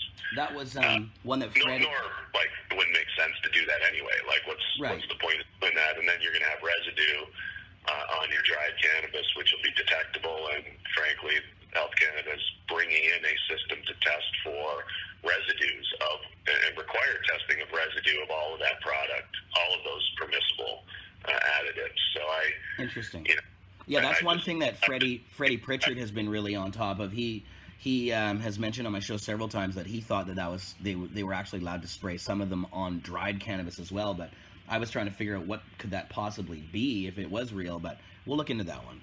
I'll get back to you. Yeah, I mean, look, right now Health Canada does not require residue testing, right? And that's a miss. They should be requiring testing for residue of the approved additives. The approved additives are, by and large, all biological, organic materials, right? They're not the myclobutanils of the world and the really nasty stuff. But we should certainly be testing for residues. I mean, if you're going to have a hyper-regulated regime, you should probably enforce compliance in that way. And consumers deserve to know. But this idea that there's going to be something sprayed on it that they can detect whether it's licit or illicit, I think that's just a fantasy. Plus, again, you can grow your own, you can breed your own. Right. The stuff you grow at home, you're not going to spray unless you're sort of into this kind of thing and you want to smoke big glow in the dark doobies. But you're not going to spray it with this weird stuff. So I just don't see that as oriented towards consumers in any real way. No, I'm with you on that. And I mean, the thing, you can't spray a seed either, so I'm not sure how that would work exactly. But plus, again, a year or so from now, there'll be edibles, there'll be oils, there'll be drinkables, there'll be all manner of stuff, hash, derivatives, shatter. I just don't see that as realistic. Let's talk about that side of it, edibles and extracts, and how I know that some of this obviously is federal, and there's some that overlaps into the provincial side of things.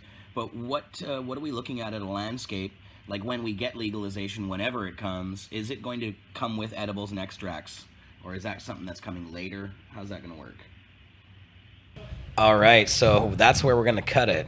Just as Kirk's going to talk about edibles and extracts. What? Yes. That's what we want to hear about. We brought hash for that reason. Have to tune in next week to get the other half. So we played half an hour of it. I thought that's pretty good. We'll save the other half for next week, so tune in then. And after next week, I'll publish the whole thing online so everybody can listen to all of it in one sitting. But yeah, big thanks to Kirk. And there's Kylie. Hi, Kylie. Big thanks to Kirk for doing the interview. A lot of great info there, and more Kirk's info we get into. Even all the info. Kirk is full of lots of info. Gives us the skinny on it. He does. And Kirk is just a good sort. Been working for a long time, very hard on trying to legalize cannabis for all of us, and been involved in a lot of groundbreaking cases. That's right. Some big winners. All the City Hall variance meetings. I think he's like pretty much every dispensary's lawyer in Vancouver. Yeah, and we talk a little bit about the Smith case. Owen too. That was a good one. How that affects it, because that's about edibles. I ate edibles in the courtroom during that court case. And that court case we won, we're supposed to be marijuana patients are supposed to be able to have edibles, or at least make their own. Yep. They're now legal to possess, I guess. And Kirk, extracts too from that one. Right. Yep. Well, so there's lots of changes coming in the future here, and I think the fight is still going to be going on for a while, at least a couple of years before they really get things settled. Well, they're going to release these new the new regs, whatever they're doing. Yeah. Then they realize, like, yeah, we have to change these because we're idiots or whatever. Yep, and that's what does happen. There's this feedback period after they've put their regulations out there and they start seeing all the problems. They get the feedback and people that don't like it and us making a fuss, and the fight continues, and eventually they cave in and hopefully they make the model around us so we don't have to fight so much. I'm hoping we can. You gotta flex a bit. You gotta be like, there's gonna be flexing. Gymnastic styles, like. Undoubtedly, there's going to still have to be flexing, and we'll probably have to do some of that flexing ourselves as Cannabis Culture. Oh, definitely. And just because we can, and I don't want to, I don't want to sell out. I don't want to work with someone or do something that's going to hurt people. I just want to, use the power that we have to leverage non-monopolies and something that's going to work for everybody. So, good weed for good people. Yeah, and I'm down with working with people. If people have good weed, like if an LP had amazing pot and they wanted to make a deal with Cannabis Culture or do something and sell LP weed out of Cannabis Culture and it was really good stuff, or whatever the deal was, I'd be down for that as long as it's good pot. That's the thing that matters to me. I don't care about any of the other stuff. If it's good weed, I think everybody should be allowed to sell weed, no matter who you are, whether you're an LP or whether you're a liquor store or whether LP you're whatever. Or Joe P. Yeah, and I'm not even against them selling pot in liquor stores. They should be allowed to sell it too. But as long as everybody else is also allowed to sell it, and that where they're not just handing monopolies over to these other people, that's the problem. And the monopolies are the problem, not who's selling it. My 5-year-old wants to start a weed stand out front of my house in the summertime. Weed Sure, lemonade, go for What it. about that? Your 5-year-old? Right? Well, Teach them something about sure. the market economy. It's a legal item, I guess, as long as they're selling it to an older person. I would say Little in that 5-year-olds particular are beating instance, people on the street with their stands. Yeah. It's adorable. I that love might this not be advisable. No, of course not. But everything else besides that, pretty much everything else besides that should be legal. It's go And time. I mean, even if the kid's not hurting anyone, I don't see the problem. But there might need to be regulations for things like people that are of age getting it. I get that, but I don't think we got to that part in the interview. But Kirk does point out at one point in the interview that these new regulations actually would make it illegal for children to use medical marijuana, even if they're prescribed it. It would, yeah. Yeah, so the rules have been... Kirk thinks maybe it was just a miss or they screwed up. It'll probably get dealt with, but... Yeah, but it would... effectively, if it passed the way it is now, it would mean that kids would be... It would be illegal for them to consume medical cannabis, even if it was prescribed by a doctor. So that doesn't make sense. Obviously, that's going to Well, change. and there's lots of children who are directly benefiting from being able to use cannabis. So Oh, hell yeah. That's just terrible to take that medicine away from them. So No, it's ridiculous. No. And I mean, that's a very well-known fact. It's all over the place. Shit, Sanjay Gupta on CNN even knows all about that. So I feel like that's got to be a charter challenge in there somewhere. Like that's an access to medicine thing that you're denying people. I don't know the law though, folks. I only know how to smoke joints. Well, Kirk says he thinks that one's probably just a pat, like they just messed up and that it'll get dealt with because it doesn't actually make sense, right? And it's too ridiculous. They're not going to deny kids medicine. No. That would be very, very bad. And we were going to find out about the concentrates, but then we cut that a little short. That's right. We were going to find out. That's right. I cut it right before he talked about extracts and edibles. Just leave us hanging. No, next week, got to tune in. Cookie It's a upset. teaser. Cookie. Got to come back next week, Cookie. Yeah. But yeah, that's pretty much the show for today. I don't have anything else really on like videos or other things. It was just going to be a sort of a BC Kirk-centric show today. But we did some other stuff. We had Sheldon on the show, got high. We did our dabs off. Piper's nice article. That was very cool. Yeah. Thanks for that. And it was good to have Miranda on the show. Hello. And I think Sheldon. Yeah, Yeah. that was cool. And Oh, Miles. he's not even there. Miles was out there through the window. Look at dun, He's dun, dun. peeping. Now he's Oh, is here. it the Miles cam? Miles cam. Now he Miles comes in. Slickster There cam. is. walking away like a Yeah. boss. And there's Ann and Anil. And Boss Lissa back there in the control room. You can see her through the window. Oh, there she is. There they waving. are, waving. Yeah. It's a good That was time all Miles around. maybe waving. Should we do another, like, bong toke or something? Dab? Or Whatever. What do you think? I don't Do know. both. Could Miranda, did you do a dab? I did not. Oh. You should probably do a I could dab. totally do a dab. And Ooh. how was the talking with the Global Marijuana March here? Oh yeah, we haven't The- actually covered the those- GMM. Those friggin' cops were fucking around. I don't know. I wasn't here. I was in Toronto. But The I'm Global saying Marijuana March shit. it was cool. I thought it was cool. I took my car in it again this year, nice. which was fun. But Did yeah, it the give you Global Marijuana March, impaired driving test like they did with Tim that year. they were kind of getting mad at me because I had the Joint. bullhorn out the window, and I was like yelling at them, and they didn't like what I was saying, and I was like kind of, Well, I'm sure it was. they wanted me to move over. They kept wanting me to move my car over and over and over again. So the guy was getting mad. He's like, "You can't do that. You can't drive and use that bullhorn at the same time." I was like, "Says who? Why the hell not?" I was like, "This is free speech, buddy." And I was like going with my bullhorn, getting like yelling back at him. fucking Like Love that. it is distracted driving a little bit. I had my hand on the wheel. My hand was on the wheel. There were You should actually have had a co-yeller. I did. I did. I'm Yeah. not megaphone ready, guys. You should Hello. have drove. No, we'll get there at some point. And look who it is. Look who it is. It's Carly Pants. Dun, dun, dun, dun. Otherwise Look at- known here's as the camera. Carly Marley. Otherwise known as Carly Marley. I call her Carly Pants. What are you doing there, Carly? She brought some extracts. Oh. Should come on the show and say hello. Show and tell. Oh, this is out. I let it And go this out. is the Frit banger. We're just letting it go from red to yellow again, and then it's rete. So Miranda's gonna take a dab Dab. of what? And there's Uh, Carly Marley. Half-Life strawberry banana. Oh, that strawberry banana is nuts. This show is sponsored by them. It smells like It strawberry wasn't. banana. It smells a lot like strawberry banana. It's A remarkable. lot. Like I almost want to lick it. Like almost that it smells like it's treated with something, but Mr. Cookie swears that it's not. So I it's swear all it's not. actual terps. Like I've tried the weed strawberry Terp banana. And it has a crazy. weird terpene profile that's a lot like that. Really, huh? Yeah. So it's like the Tangy. It tastes just like oranges or California orange. It's Yeah. amazing. I love that cannabis can taste just like fruit. Here's the dabs right now. Nice. Happening. Do you have a microphone, Carly Marley? So how are you? Tell us about what's going on.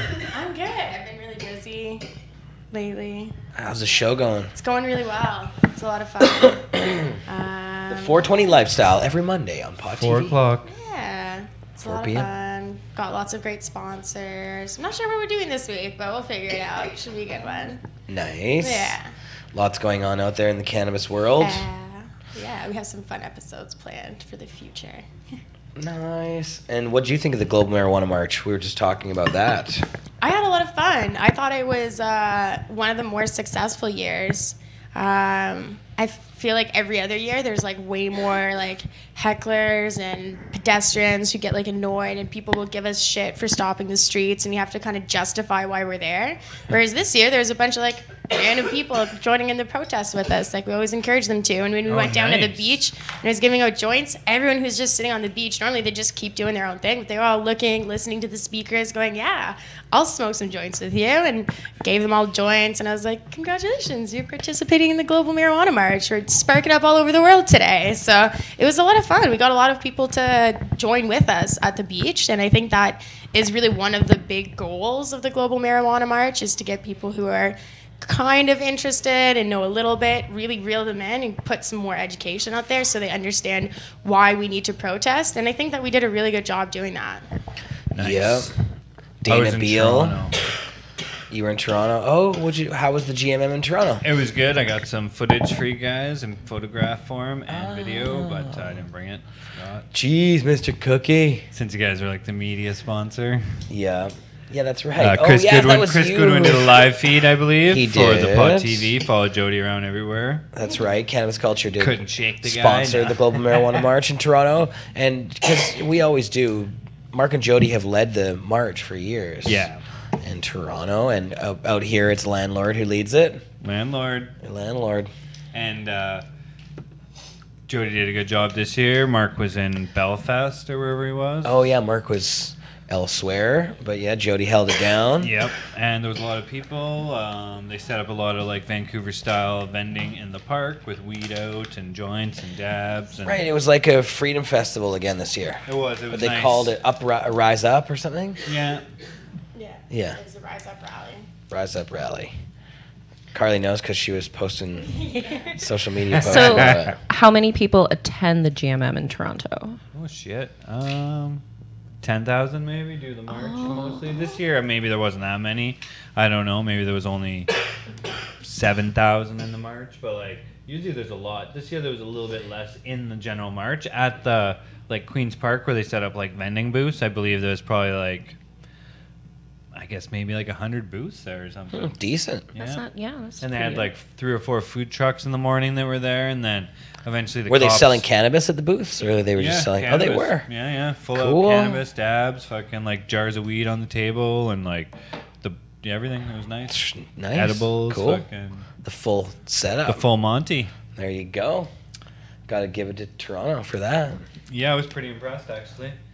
And the food Our trucks were GMM got there. hustled by the cops. And that's what I heard. Yeah. I was there actually watching it. I think going like, is this really happening? Yeah, there Yeah, was the a We're here and cops- there's like weed everywhere, and the cops are like telling the food truck guys like, you can't be here. So, and they were like, well, we can't move, bro. You know, there's lots of people. So when we went for the march, they made them move out onto the street. So that was the only thing that really happened there. They came and hustled a table of people who were selling pot at the GMM, at the art gallery. They just had set up their little tables there. Now the cops have it in for Roofer Dave and his whole crew that's Oh, there. yeah, that's right. They got him at 422. Right, and so that's why, that's... Broke that? I didn't mean to. It's still good. Broke the bathroom skateboard. Look at... No, I didn't break it. It goes just fine. Still working. Can't ollie it, but yeah. But yeah, so the cops were in for Dave and his crew because of they were the ones doing the 420 market at the art gallery and stuff. Exactly. Yeah, because they did their little pop-up cannabis And they kept market popping there up. every day. The cops eventually got in trouble, or they basically brought the hammer down on them because the media was making trouble about the whole thing. The media sicked the cops on them. Essentially, it was CTV and these other companies covering it every day and making a big deal Like, about this it. is still going on. Yeah. Weed dealing in your neighborhood. Bad you like weed it? people. Dirty, filthy weed people. Someone's got to think of the children, guys. Is that a roach on the ground? right? A Yeah. child could see that, and then they might smoke a weed. They and sent that a would kid to be- try to buy pot from Really? And they They shoost did, them yeah. away. God. And they Get out of here, that was kid. and then they followed him back to CTV. not kidding. That's actually what happened. That article is so frustrating too because they're like, oh my god, they were gonna sell to kids. But in reality, all that happened, the kid went to one vendor and the vendor was like, do you have ID? And they were like, I don't have it with me. So they were like, sorry. And they went to another booth and they tried to buy something and they said, they answered all their questions and they said, but we're going to need to see your ID. And he said, oh, I'm going to have to go take out money and get my ID. So and then they put this big article out about how this guy was going to sell to somebody underage when nobody actually said yes. Both people asked for ID, and when they said that they didn't have it, the kid didn't get anything, yet they still made the article seem like they were selling to kids, which they didn't. Yeah, so it it's just so fucked up. No, they'll take like the most sensationalist angle they can on anything. It's like, and it really is this. Won't you think of the children fear mongering? Like, come on, I don't understand it. Yep. Don't get it. That's what they do. Hey, Mr. Cookie, can I use your Gib block there? Yeah. Oh yes, You wanna you've got dab some at this or you wanna extracts dab at going those? I do here. have some extracts going here. Every time I hear your name, it makes me want cookie. Cookies. I love cookies. Mr. Bless you. Cookie, what is your favorite kind of cookie? Medicated?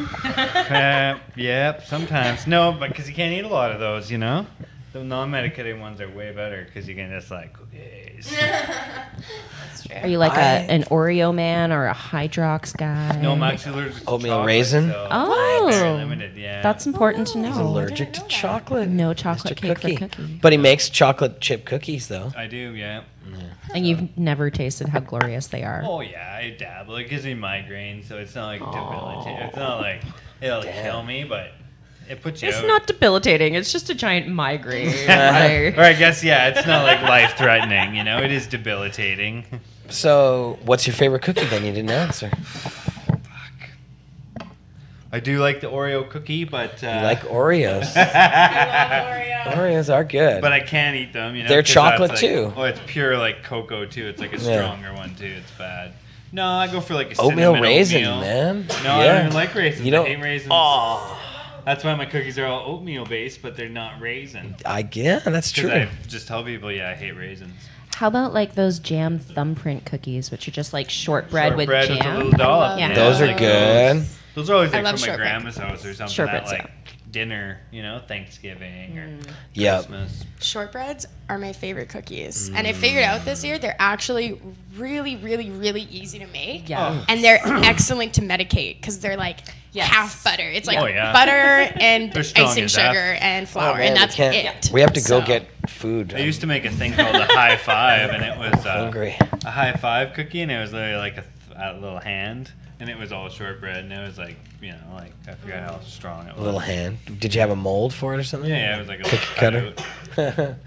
That's cute. Goodwin sold them at Up in Smoke back in the day. Oh, nice. High fives. So Yeah. we should get a camera on this extract we've got going here. smells insane. Look at that. What I can is smell that? it from here. It's all butter. What is it? It's the sour diesel from Sour D. Mary Wonder- Jane. Wonder if it's AJ's sour diesel or not. Is it medicinals? Where'd you get that? Well, Cannabis Melissa Culture. Jane gave it to me, but you can get this brand at Cannabis Culture at Davy and Burrard. Oh, yes. Yeah, so it's a new brand that they're carrying. Melissa is helping run it, so it's awesome. They're super terpy and really flavorful. She has this like new package. It's not one of the other packages she gave me has them. I think I showed it off on my show. This special paper, like you can see how terpy this extract is and how much terps have kind of leaked Smell out. it from here, though, Yeah, too. it smells insane. But she found this special paper. She's been doing lots of experimenting, and she found this special paper that's for extracts that's meant to not leach any of the terpenes. It like holds them all in place. She said it freaks her out because she'll leave it packaged for a little bit, and she'll open it up, and she'll just see like a pool of terpenes on either side. And she's like, that's all the stuff that would normally just like evaporate or leak out. So it's really cool, but this one is the old packaging. I'll have to bring in the new packaging soon. Super tasty though. I have Very to give cool. you guys all a Sounds dab. interesting. I want a We also have dab. some Gorilla shit. Glue Okay. number 4. It's PHO sap from Potent Industries. Oh. See, this is why electric nails are so awesome. Because they just, Just they're dab always and dab there. and Just dab. ready? for lazy people, or just for like people who don't want to have to prepare a lot. Why don't you just Or bring these down for forgetful. the show? Why bring it for the show? That's for the show. It's fine. Maybe, Although maybe there's an email sponsor out there. Just send We- one. Yeah, we Yeah. could get one. Like we put it right here. permanently That's right. set Your up name. any for email here. sponsors out there who want your equipment showed off on our amazing program, send us your goodies because we could use an email on the show. Then we don't have to have the torch going. I don't know. I think the noise gives some ambiance. That's how, You like like it? setting the mood, boys. You know it's about to get Miles hot. is slamming back there. Yeah. He was Yeah. slamming it. And they look very official. That's him and This guy, that's yeah. Miles and his manager. Yes. Yeah, Yes, the guy's Mr. teaching Manager. him how to grind. Yeah. Mr. Manager. Yeah. Yeah. He's like, this is how you grind weed. All right. So which one is that? That's the. The sour tea. Okay. Just so you know, yeah. Then you put the weed there and you're good.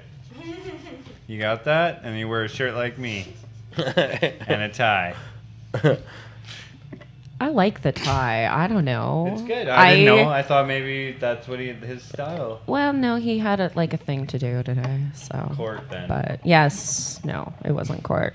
We'll say you went to court. I liked wearing a tie, though. I used to work at a job where I instituted a tie day. So Now Miles was doing the dab. oh, he's right on it. Yeah.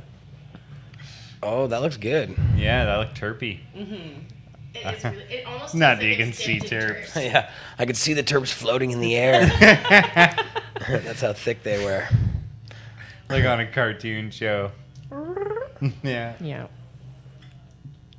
Bam. That's what we're saying. A nice rig you got there, Cookie Man. Giblock glass. And it glows in the dark. Oh. Glows under UV. It glows. Yeah, it shifts CFL. It's parallax or parallax or I don't know. Right now I'm stoned. You're stoned. But Gibson Glassworks, shout out to him over on Quadra doing his thing, making the Giblocks. Nice, nice. Makes other things too. Would anyone like a dab of the sour D? Miranda probably would. Yeah. Sure, these two seem real stoned. I don't know. The energy level just went from like. Neil needs one. Neil. Yeah, he's over there, fan coaching Yeah, it. get on it. And what about Boss? Get Lisa after back it, there? Yeah, Look in at- the she's sound behind the room. window. It's not even smoky. Dun, dun, dun. Why Everyone- not? Dobs all around. If you were in studio with us right now, you could come and do this as well. But please don't Yeah. all rush down here. Oh, will we got calm rush at the down. door. Yeah. No, rush. Yeah. Rush Hurry down. if you want to get on the show. One of these days, we're gonna have to like start with like a live studio audience in here.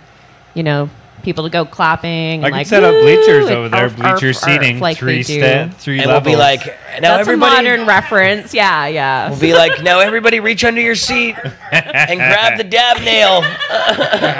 And there's an electric nail under everybody's You seat. get a dab. And Already you get warmed a dab. up. They're just like, Yeah. yeah, You got a dab. burning Amazing. themselves. yeah, half of them are casualties. You're like, Like you're that. out, you're Oh, out. here we go. Serious dabs. A Neil cam. Oh yeah. Yeah, you gotta wait for Gotta the wait. And that, look at the shirt that he's got on. What is that like? Should give you like quarter gram? It looks like ice cream cones, but actually It's it's Blacklight responsive. South Let's Park fucking nail that characters. thing. Oh Oh, damn, that looks cool. On cam, you can't see that, but in real life, that looked amazing. They glow like a motherfucker. No, So on wait, there's camera. South Park characters? You know, Is that what you said? Yeah, take another look. Are they? I don't understand. You Oh, know. right, because I don't watch South Park, you guys. There's snow cones? They're Yeah. snow cones. I was confused I as to wonder one what- why I wonder what the why story one is was behind it. I'm upside so down. curious. One's upside down because it's Cartman's fat ass. I don't think so. Yeah, okay, that does Yeah, make like when he sense. looks And at then it, there's only Stan and one Kyle upside and down. Timmy. Or they're all upside Who's the down, but purple when I one, look though? at it, there's only I one don't upside understand down. that reference. There's always one. One up, one down. Depends on how you look at it. It's a theoretical shirt, bro. It's not really a South Park shirt. is it? It's all the characters, man. A friend of mine designed it. If you like, I will put a link. I like it. We do like it. I yeah. think it's And like, it lights up with the black light, so I'm sold. and it co- Miles like that one too. I'm just throwing things around here, guys. It wasn't supposed to do It caused me a lot of pondering, so I think it's a good shirt. Yeah. Same here. What's the story behind it then? You'd have to ask Derek. Fuck Derek, man. Anyway. Tell us.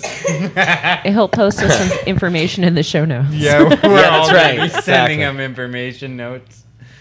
I'll include the the info in the show notes, but you'd have to talk to Derek. Yep. Curious. Get him on the show. Yeah, bringing He's him down usually, for part 2 of the yeah, church actually, thing. you know what? That's a good idea. Is that the only shirt he designed? Oh, tons of them. Oh, okay. Tons of them. Amazing Nice. artist. He's Has like, been this is the for first years. shirt We should ever. sell his shirts at our store if they're cool. Yeah. They're very cool. And they're black light responsive. But if they're not, then we'll. Oh, I'll judge them. I don't care.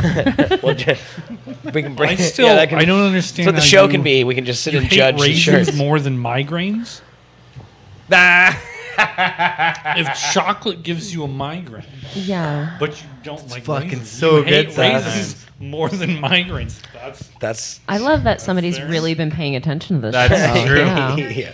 What do your viewers say about that? Yeah. Raisins. I think I like raisins a lot more than migraines. But it's the. But I'm kind of And I partial hate to raisins. But he likes the taste of chocolate, so it's really the chocolate he likes. I do, yeah, and it's like bad for me. Yeah. What about like really dark chocolate with That's no the worst. added? Really? Yeah. Yeah. have white chocolate though, right? Yeah, 'cause That's not only That's not chocolate. That's just condensed milk. Yeah. Yeah. That's why That's it's not what it real is. chocolate. So I was curious if it was the actual cocoa that you have. That's what it is, yeah. Like if you gave It's me the pure butter and cocoa, all it's that. like the worst. That's too bad. Cocoa allergy. Yeah. That sucks, man. No Cocoa Krispies for you. Fuck, I love those things too. Cocoa Krispies are All the that bomb. stuff. Quick, all that shit. No. And I never knew before for a long time. I just eat it. I just have headaches all the time. Be like, whatever, you know. And then I had to realize, like, oh yeah, it's probably shit I'm eating. And then Damn. that was one of them. Red wine too. I can't do red wine anymore. You know what it is with the red wine? Is because it has histamines in it. Yeah, so that's why it makes you sleepy and it all congested. That's why people say you're not supposed to drink red wine if you have like a cold or a headache already. Red wine 'Cause fucks it me like up. does the opposite of antihistamines and makes you all congested and swollen. I Which can only sometimes drink helps you champagne. drink No, Yeah, exactly. just pop in the bottles. All right. Well, it's almost 6 p.m. That's good. Here in beautiful Vancouver, British Columbia, at 307 West Hastings in our Pot TV studio. Sunny day. It is. The sun's shining here in the studio. 2 of them, actually. 2 giant suns. I'm going to see. Don't look right at it. I'm looking Don't at it. look It's into too the bright. light. Dun, dun, dun, Try dun, never to dun. look up. Look at Fun oh, fact. that, We I gave the can't ghost wow, my hat for the that's show. weird. Showception. That's what happens to me in my old my old barbers when I was a Wow, kid. that's 'Cause there was neat, mirrors actually. behind me Wow, and that's mirrors in tripping me front. I don't know what was giving me happening a there. It was migraine. very high for a second. Me too. I was like, I don't think that Nothing, was it was just totally weed boys. normal. You're just stoned. Well, all right, guys. Anything left to talk about today on the show? Anything, Mr. Cookie? Got anything? Tahiti treat, Tahitian Tahitian- treat. We like Tahitian it. treat. That's it. Next week I'll bring some for the show. Yes.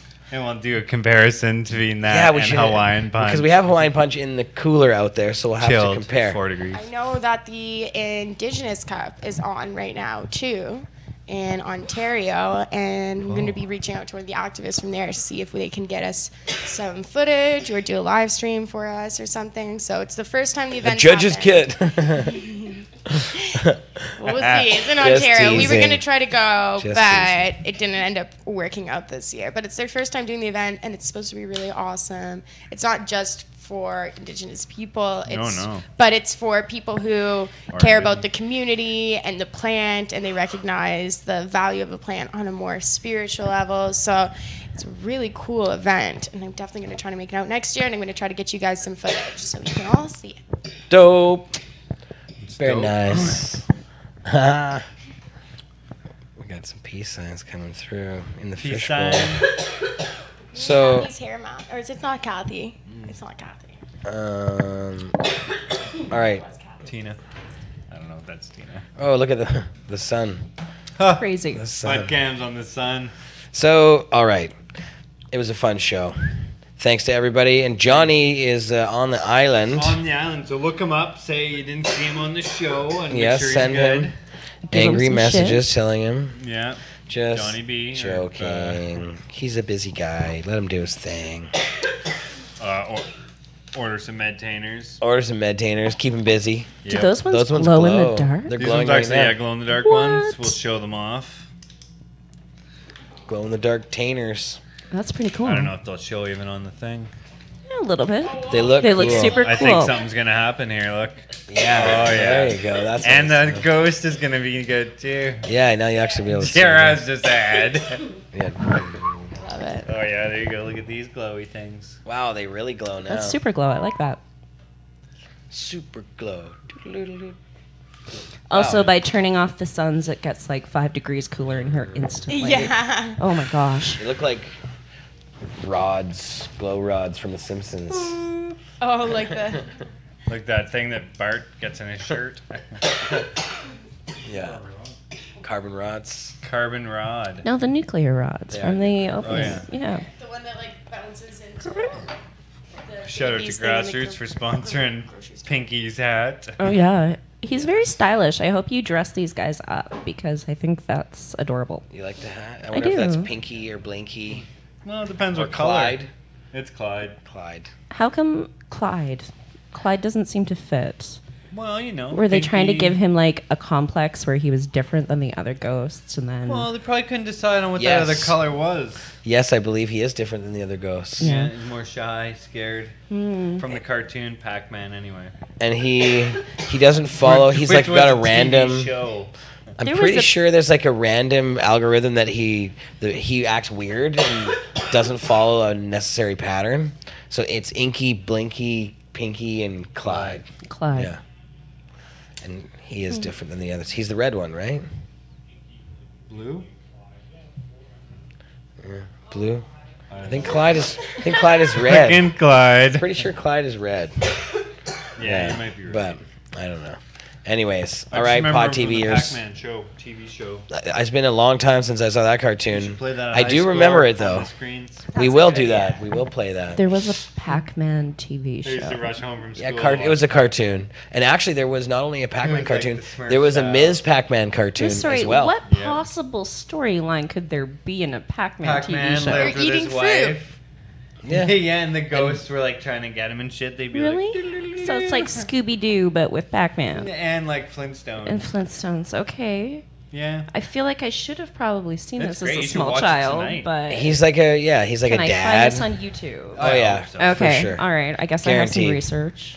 Yeah, you got Pac-Man episodes to watch. homework. We want It was, a like, it was on for a while too. I don't even know. We how want many a full- episodes it would be. full report on the next show. Okay, Next week's show, we need okay. to know about All right. how those episodes of And Pac-Man Blinky were. And Clyde. No, Clyde's Yes, awkward in I'll the get into show. some like deep research. Yeah, and you about can. Clyde. We need some, I'll Pac-Man, psychoanalyze them. Pac-Man history. You know. See, as we start doing more video game, Power pellets. as we open high score, we're gonna have more video game related material. Just like ridiculous little things on the We show. can do reviews like that old game when we were kids. Remember the video game review show? Yes. And then go head to head or whatever. Those shows like on YTV or Yeah, whatever. we just play it right here. Be like, Oh, "Okay, yes. we're gonna play whatever. Yes. We're gonna have to do a high score show. Star Fox. Yeah, we were. Where we we get were talking about play High video Noon from games. High Score.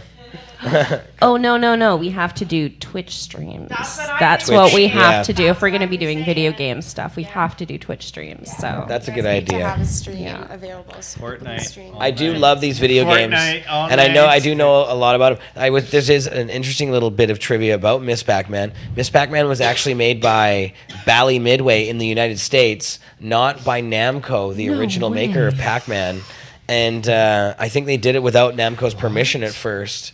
And it's not actually in all of Namco's like archives and stuff. They kind of don't pay attention to Miss Pac-Man, although Miss Pac-Man ended up being the #1 game of all of the Namco games. Miss Pac-Man was huge. over Feminism. Pac-Man She even was for some big. reason. That's because And it was women actually are amazing. designed by some university students who made like mods for games. The first one they did was a Missile Command mod, like for the Atari Missile Command game, and they got sued by Atari for that. So they couldn't release the Ms. Pac-Man one. So they actually went to Bally Midway and they're like, "Look, we got a new Pac-Man game." And Bally Midway was like, "This is dope."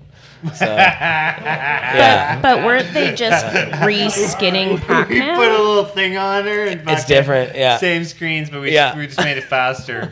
The pellets are red. It's because the levels in Ms. Pac-Man are better. There's more of them. They Oh, change. okay. In They the do original, actually They didn't Yeah, they just put changed. like a pixelated And, like, bow like, on the second level Pac-Man. changes. they even did that as well. Yes. Well, okay, but that's Yeah. really, I legitimately thought that was the only difference. Wow. I'm sorry, guys. They I'm did make sorry. a better game, though, yeah. I'm going to really not be allowed on your high school show because I know nothing about video games except for Fallout 4. You'll learn. Whatever. Oh, I love Fallout. Fallout I've been 4. trying. Pitfalls. So good. So good. Pitfall, yeah, that's more my style.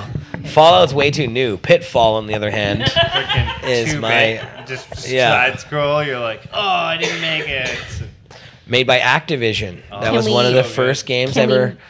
You know, back in the day, there were no third-party game producers. It was just like Atari making titles for its 2600. Pounding out Atari games. Yeah, well, a bunch of guys left Atari. They're like, fuck this, and started their own company across the street from Atari called Activision, and they started putting out Activision games, and one of their big games was Pitfall. And because with the Atari, there was no lockout chip, you could just make games. It didn't matter who you were. Anybody could make a game. And that led to the big crash of '83 because it was like you were getting games with your Purina dog chow. And, you know, like every cereal box had a video game in it. Yeah. And they did. Yeah, and Neil looks very surprised by this, but it really, I've seen the YouTube things. Yeah. Yeah, It's I a want to real play thing. that Purina game though. I want to play that dog chow game for I have a Skittles Atari. game for GameCube. Oh, Skittles game? Yeah, I didn't realize it was Really? like it was a present for Christmas, and it's got this like badass girl on it, and she's like, I started playing it. It looked like some like first player, like I don't know, some sort of medieval role playing game. And as soon as I started, there's all these colorful things in the path, and I'm like, what is this I'm collecting? And I'm like, oh my god, those are Skittles. And I looked in the back of the box, and yeah, it was a sponsored by Skittles. And there's like no reason for any candy to be in this game. Like it kind of was like a female version of Fable, but there was just random also Skittles on the candy in your ground. pie. That is weird. It's like E.T. and Reese's Pieces. Yeah. Was it fun to play? Maybe it was the E.T. game. No. Every time I eat Reese's Pieces, I think of E.T. Yeah. The E.T. Atari game was a big disaster, actually. Oh, I have that game. It was Yeah. the worst. You have that game? And Raiders of the Lost That's Ark. amazing. That's pretty cool.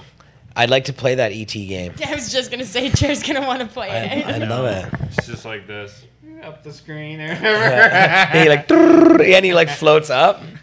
Yeah, it's not very good. It's think the universally bike part panned was as good. the thing that basically destroyed Atari was that E.T. game. and Raiders of the Lost Ark. Oh, really? Yeah. Oh, the worst. And the other one was another. What was the other game that was really bad for them? I can't Like remember. now, maybe if there was like you could look it up on the computer and find like the cheaty way or what exactly to do. But back then they were like, collect this thing. You're like, oh yeah, I looked fucking everywhere. It's not there.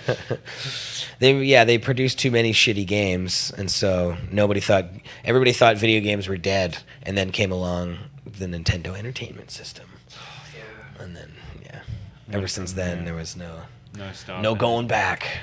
Yeah, now they got 4K games. It's like ridiculous. Yeah, they got all the 4K stuff coming out. But you can come and play the old stuff at our new lounge. High score. You can come and play a Nintendo Entertainment It opens System when? or an Atari 2600. It opens June fall. 15th. That's our date. I'm announcing it now, June 15th. One way or another, we're open June 15th.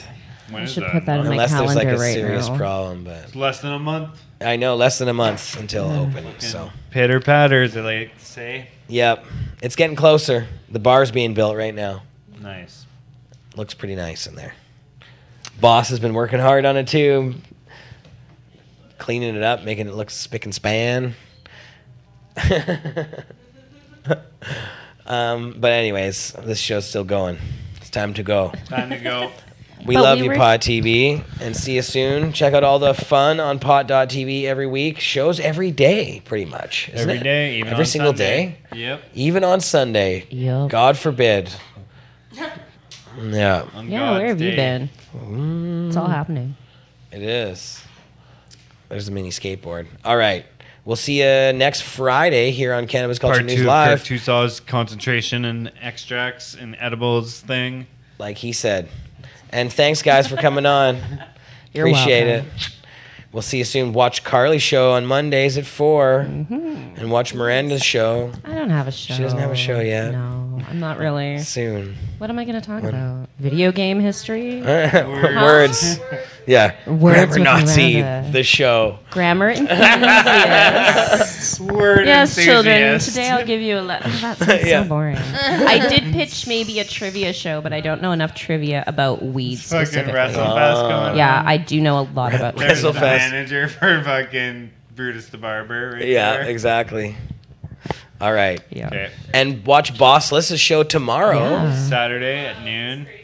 with this crazy. Yeah, with our dance. Yeah. Oh, no. Watch WrestleFest tomorrow at noon. WrestleFest will be, Tomorrow I guess at that's the noon. topic of the show. Better. Yeah. Oh, Puffin Podcast guys are making an From appearance. Tuesday night to and Saturday morning. there's Boss. Nice. She doesn't have a microphone, but you can see her. Oh, there she is. Yeah. So tune in at high noon Pacific time. That is 3 o'clock Eastern. while it's still named that before we get sued by the people who have the copyright for it now. High noon podcast. The podcast. I like it. You need to tune in after you've watched The Royal Wedding, of course. I mean, please watch that first. The Royale. Yeah. Oh, the Royal Wedding. No, Yeah. don't watch What's going on that. right now? It's Don't tomorrow. watch that. Yeah, I don't have cable, so I don't know. Oh my gosh. My I don't know why people internet's really care crappy. about that. I don't. I just wanted to throw it in there so we Yeah. seemed relevant, you know. It's true. They did a movie about it. I know that. Yeah. They did a See, so movie. now when we have the captions for the video, the phrase royal wedding will be in there and will be more searchable. Oh, So there this you is just my go. long-term strategy. Just I'm say it 10 dropping times. that. Royal Wedding, Royal Royal Wedding. Wedding. And then we'll have all these people watching Don't the forget show. to watch a Royal Wedding. Yeah. Yeah. People watch the whole episode like they didn't. They didn't There have was them. nothing about the royal wedding. Nobody got Didn't show married. one picture of her dress Yeah. or Prince Charles walking her down the aisle. I'm sorry, I know a lot about the royal wedding, guys. That can be your show. you Yeah, know. I'll just talk The about royal wedding. royal weddings and celebrities. No, we already have a show and, called The Royal Hour. Yeah. Yeah. Royal That's Weddings on Hour. Sunday. Yes. Ms. Yes. Kush Queen. All right, so we'll see you again next Friday. Love you, Pod TV. Peace. Drug ya. peace.